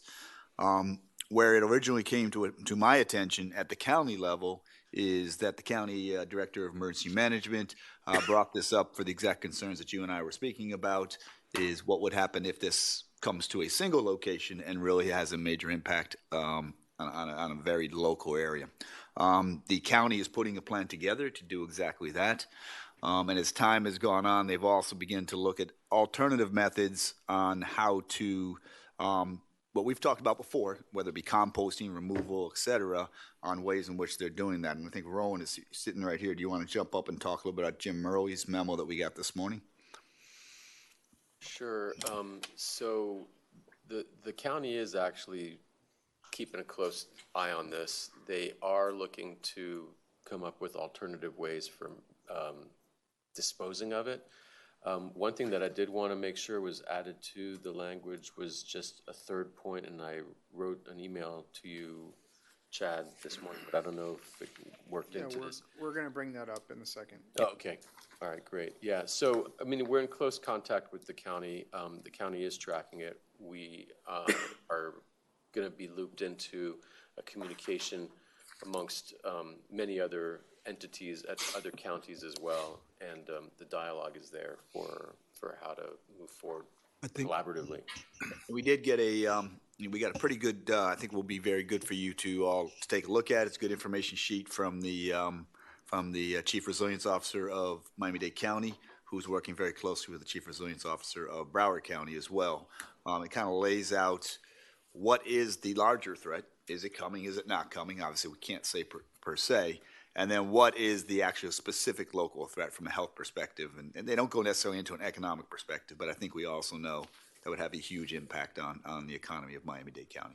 And we're also working with Jessica and using that memo essentially to guide our messaging as well. And that's something that she's going to be starting to do pretty regularly as we get closer and closer to the season beginning. I think if I may. Can you, excuse me a minute, can you distribute? Yeah, I certainly will. I'll send, Murray note to self right now. memo. Yeah, we'll send you out, exactly. And it was actually going to the chairman of the board, the Board of County Commissioners. I mean, this is such a widespread impact, it's tough to get a grasp. I mean, eventually where all this sargassum would end. I would encourage you to take a look at what they're doing with Lake Jessup. They're doing it with microgreen algae, but they're turning that into biofuels. It would be great if the county would consider that as an approach, not to pick this up and get us to pay for it, but actually grind it and maybe, pump it out as a slurry into the plant and do that. We had a treatment plant right there. Yeah. They could use the digesters. And They did set up an innovation authority, and the companies that have reached out to me that are interested in trying to do something with it, I'm sort of directing over to that innovation authority in hopes that maybe they can work with the county to try and set something up locally. It's a great opportunity. Yeah, I mean, and that's one of the reasons why we wanted to add that point in the reso regarding not just how do you manage Project it? this, but what do you do with What are the source, what's driving the problem, but also how do you turn a waste into a raw material for a usable product? Right. And at a minimum, if we are able to grind it so we get the water out of it, then even our transportation costs would be aided by doing just that, even if we didn't know what to do with it afterwards, you know? Yeah, siting is the main challenge, honestly, and that's something that we have to work with the county and with the city of Miami to try and actually, I mean, there's all sorts of things that can be done, but it's the matter of where do you do it, such that you can eliminate the main cost, which is the transport of the material to wherever it is that you're going to then be processing it. And so that's one of the big challenges is the siting, the staging. There's a successful project in Lake Jessup with blue-green algae. Yeah. And they are turning that into biofuels. I'm familiar with those approaches. Yeah. Again, it's a matter of where do you site a facility that can take that material. Sure, well, you got a plant right there, yeah. Yeah, we had originally thought last year, or maybe it was a year and a half, I think it was two summers ago. Time flies. We obviously, it makes a whole lot of sense. Crandon Beach does something similar, and our beaches connect. And so we requested access to our beach from the north side to be able to pull it off up into Crandon Beach to where they actually do their trans hauling as well. Unfortunately, the county denied that, so maybe this might be an opportunity to go back and do that request again. But just like Roland said, even though if we were to be able to bring it up to that location, it's basically just south of the zoo area, if you're kind of thinking about where I'm pointing to. They have an area behind dunes, but really, when it comes to how much sargassum we receive, it's not a lot of space. It's something that would work in a very micro level, but in terms of the massive amount that we see, the county doesn't go to quite the extent that we do, but still a significant amount of sargassum that comes off their beach. It really does come down to space, and then that's part of the problem. Okay. So, question? Yes, Roland, don't leave yet. Yeah, you thought you were going to get away. This is not actually specific to the reso, but while we're on the subject, have we adjusted our tolerance level in terms of how much we're going to leave on the beach this year, given how much we're expecting? And because we've talked about this need of kind of maybe accepting the fact that sometimes there's going to be some seaweed on the beach, and are we still going to do the deep burial? And we are still doing that. It has been shown to be effective. I mean, our monitoring of bacteria would indicate that levels, exceedances have dropped off. So this is a good thing. They can't do more than what they're doing. So any excess to what they're bearing is going to have to either stay or go. I think that through Jessica's communication on a regular level, we might be able to sort of level people's expectations and may find that we can sort of leave a little bit more on the beach. But at the end of the day, people would just start calling up and being like, it stinks, and this is disgusting, and I can't get to the water, and it makes my kids skin itch and whatnot, and like, what are you doing about it? So, I mean, to some extent, we haven't formally adjusted that level of service, so to speak. But again, we can't get it all off the beach as fast as people wanted to, so there will be accumulation. And in a way that's sort of like a self-adjusting situation. And one last question, which might be a question for Todd, but a resident had asked me about if we've ever looked into, I don't even know if it's possible, some sort of like a temporary floating dock so that you could get out where the water is clean without having to wade through the soup. Well, they have those ones that you can just throw over that go over the waves and everything. Yeah, exactly. Yeah, that's surfers use it. Yeah, that's not ever really been put on the table as a viable option. You heard it here first, folks. Send me a link. Okay. Be glad to check it out. But in all reality, I mean, are they thinking of some form of a harvesting, capturing process, or what is the county actually thinking about to do with this? Well, I Like, think there's a couple things. I mean, first, it's information. I think as you start to see more come, and look, I don't know if this is going to be any greater than we had in, 2018. I think it got national news, so it's kind of rising up. Totally. And so, right now, well, I don't want to say where they think the projections are, because forecasters can be wrong. If it were to come here, I think what the county is doing, if we need to mass somewhere, they would provide some level of support, whether it be financial or whether that would be, contractual support, right? Secondly, I think where they're really looking at is what do we do on the back end? Like, do we compost it? Do we turn it into fertilizer?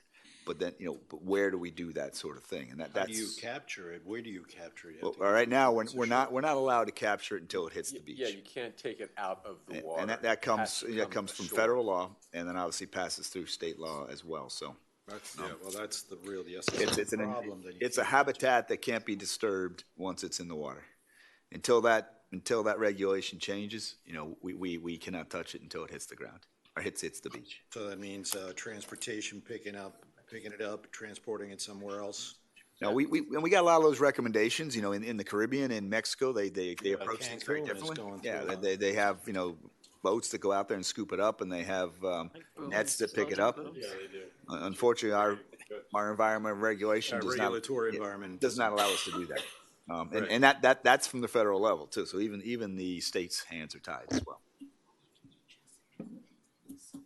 Well, something to really be working on, I guess. Well, we'll see what nature No, provides. and look, and I think the state is aware of it, and I think as the counties do join together, and actually you asked what is the county doing? I think really in the end, the most important thing the county is doing is bringing a bunch of other counties together to really identify to Tallahassee how important this is, right? This is obviously a health issue, could be a cost issue, but in the end, it's a tourism economic issue. And people come to Florida to go to our beaches. And it's what blue-green algae is doing in Central Florida, too. Right, so, navigation. if anything, probably the biggest thing that the county is doing is bringing people together to really make Tallahassee understand the impact. From the science point of view, at what point do we know whether it's going to hit us as hard or not, more or less? They're tracking it by satellite month to month.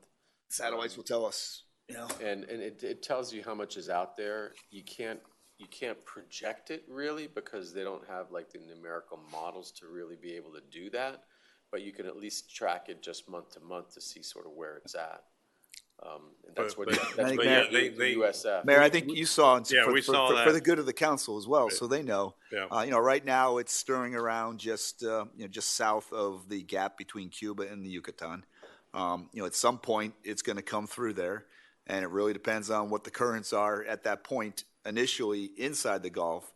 But even more importantly for us is when it begins to approach southwest Florida, do the currents push it up north or does it push it through the Florida states, through the straits? So that is, and we're watching very closely, on this. USF has a very good website on that. I've seen it. There's a tracking website. Yeah. USF SAWS program. Yeah, no, and that's exactly what we're watching. So right now, though, the blob is still south of the Cuba Yucatan gap, but it will be coming north. Okay. Anything else you want to add, Roland? No. So Tramiwa. just for the resolution, in consultation with Roland, he thought it'd be a good idea to add also that we urge for better research on ways to dispose of the seaweed. Sure. To this. So. Okay. You've got the wording for it, or? Yeah, we got it. All right. And it's about disposal, but it's also in a beneficial manner that can be used as a compost or fertilizer. So, we voted on the resolution yet? We haven't voted No. yet. Okay, so, as amended, all those in favor say aye. Aye. Motion carry, yes. Next item is. No, let me do this. Can I do 6A? Resident Experience and Service Program Update. Oh, 6A of the manager's report? Yes. All right, I guess that would be you, Joe.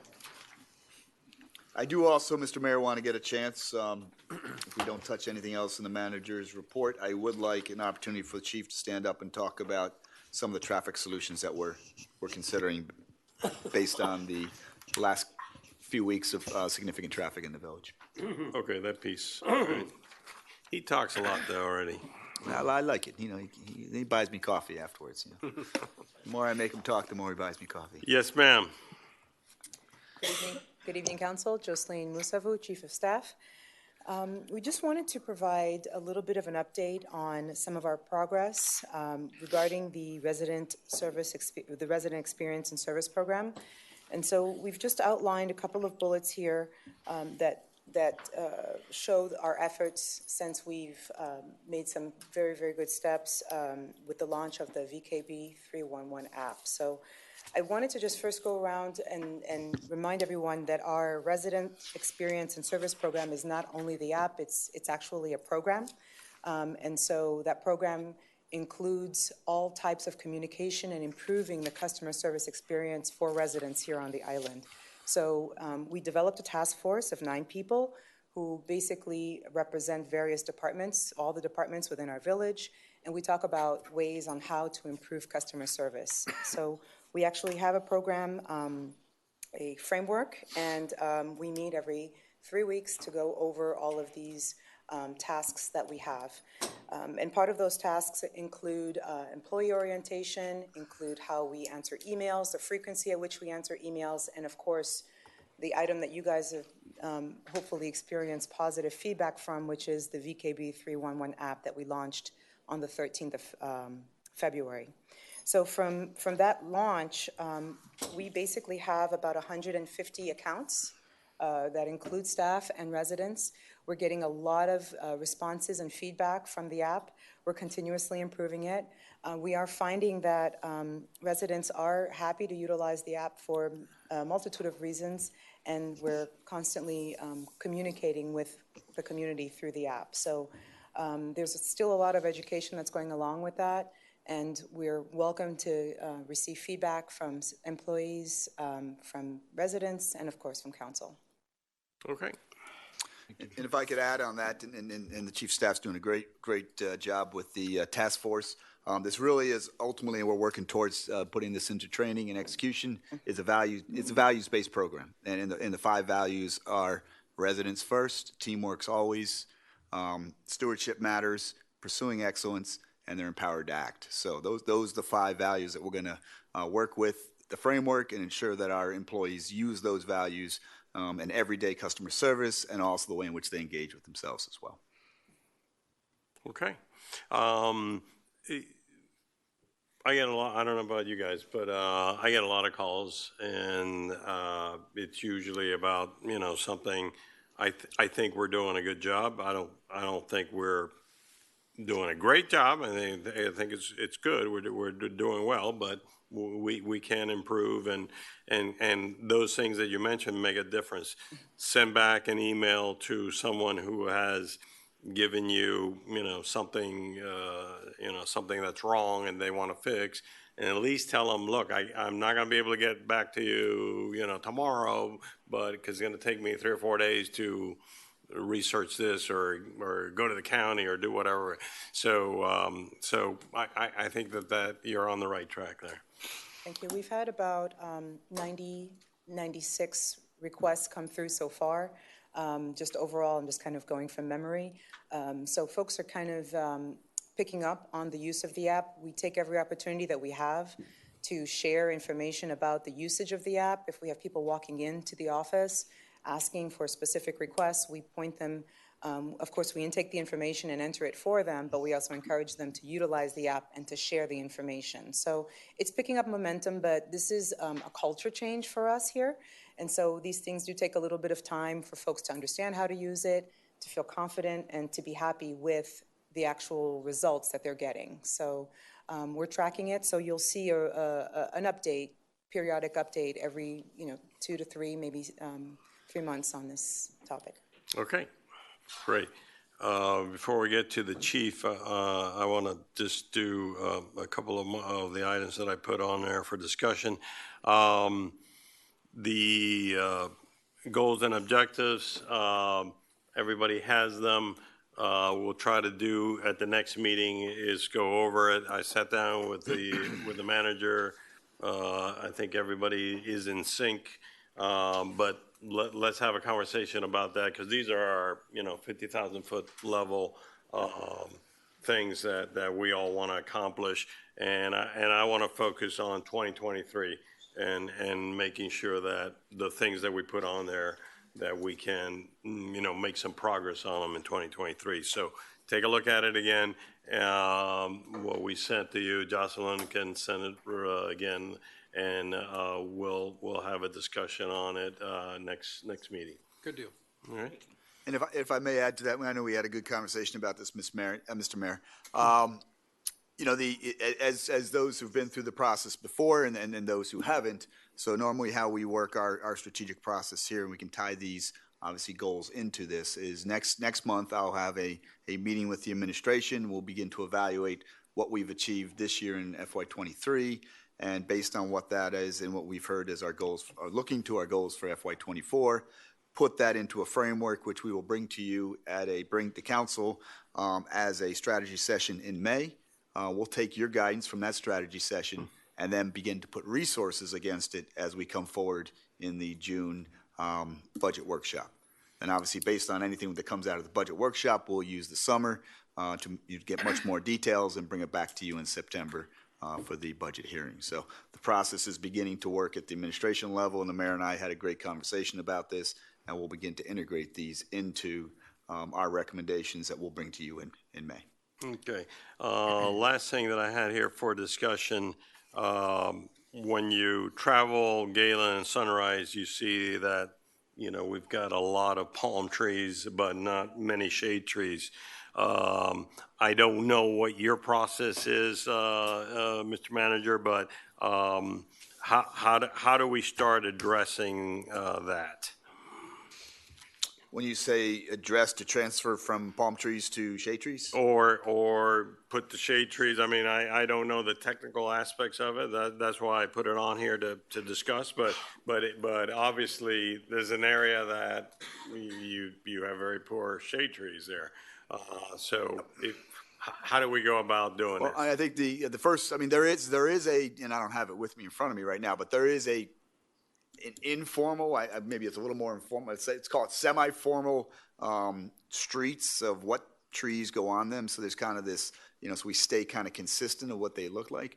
So the first thing I think we would do is go out and talk to the folks on those streets, do they like their palms first? And then, if there's a large majority who think they want shade trees, we'd have to look at that. But I think as a policy issue, we want to have shade trees on all the streets in order for our people to be able to walk or ride a bike and be under some kind of a shade tree, whether that takes, it's not going to take 1 year, Right. but it's something that we need to. And these two seem to me deficient. But maybe you have a master plan, or you have something that somebody's already looked at this before. But I thought that those two are really important.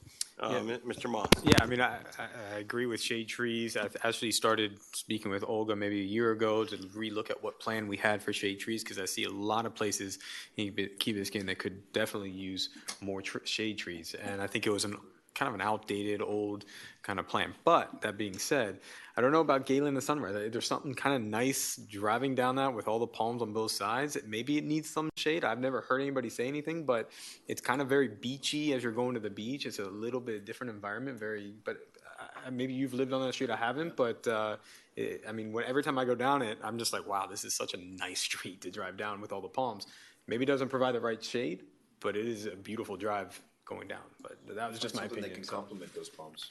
Yeah, Maybe. I think Sunrise There you go. especially is beautiful, the way, there's something even different Sunrise than Galen.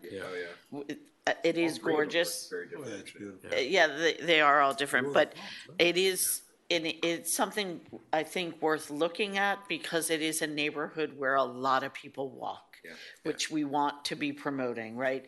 A lot of people that live on Sunrise will not take their car to Winn-Dixie when they only need like one or two things. And that is something we want to promote.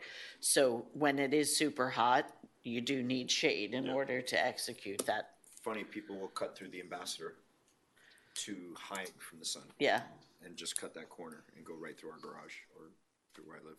But yeah, I think we should incorporate Yeah. something. Would it be possible to send around the old tree plan? I mean, we've talked about it so many times through the years. I don't know that I've ever actually seen it. And, you know, there's always questions about things like trees and. We have it. We have The old tree plan? Could you send us your semi-formal coat and tie tree plan? Can we send us the semi-formal coat and? The semi-formal old Yeah. tree. Thank you. We do. We have. All right, and so. But let's also, you know, one of the things that we're looking at doing, you know, as we take this in consideration, as we begin to look at what are we going to do underground with the infrastructure plan, this would be an opportunity to address above ground. So we want to be careful not to maybe jump the gun too soon, but also we don't want to wait too long. And in 15 years, we don't address this problem. Well, So- and what trees, you know, absorb more water, and we want thirsty shade trees. Okay, so if you look into that and get back to us, that would be great. Mr. Chief, you want to talk again, don't you? I'll be brief. Always talking, man. You guys give us work to do. No, so the manager and myself and staff, we began a traffic solution and safety task force trying to identify realistic and feasible ways that we can try to mitigate traffic within the village and outside of the village. And we're looking at how do we manage it through traffic control, signals and signs, alternatives. What do we do to take people off of our roads, buses, multimodal? We're looking at design, coordination with other agencies. How do we get our businesses more involved to entice individuals that are leaving bill bags to stop in at the businesses to deter that backup that we usually have, technology, and obviously communication, which is a huge priority. Communicate to our residents and communicating the progress of what we're doing through this task force. Priority for each one is going to be based on the effectiveness. We're going to look at short, mid, and long-term goals, prioritize them, and see what is the realistic chance that we're able to accomplish what we're looking at. We're going to identify the stakeholders and organize this plan step by step. Some of the things that we do have up and coming, along with looking at realistic alternatives that we have within the village, is April 27th. We're going to have the School Transportation Summit. And then on April 12th, myself and my command staff are meeting with Miami-Dade Police Department's command staff, City of Miami Command's police staff, so we can talk about Virginia Key, Crandon Park, and how it impacts us here. We've already had meetings with Bill Baggs, and those conversations are ongoing. And we're also working with the toll to try to get counts by the hour. So this is a work in progress. The manager has given us some direction. I sat with Deputy Chief Eunice last week. I've given him the lead on this, and he's already began working on it. But we just wanted to give you an update as to what we're looking at doing and what we're going to try to accomplish. One thing that we talked about, data collection, where are we with that? Well, we're obviously, Chief is going after what the information that we can readily get. We're also working with the company we discussed called SAS, who's able to do a much further deep dive in getting it from obviously the toll booth, but also pulling it by the park by phone at Crandon Boulevard, our LPR, trying to get better, more fidelity data coming out of Bill Baggs, as well as all the venues like the golf course, the marina, and the traffic center, to include the Sequarium. So to really find out where people are going. Right now we've got numbers that just seem to make no sense. We have a lot of people coming in, and I don't know, we have like a net gain of 9,000 people on a weekend, and who knows when they leave? We don't know. So obviously there's a shortfall on data collection. We got to figure out where that is.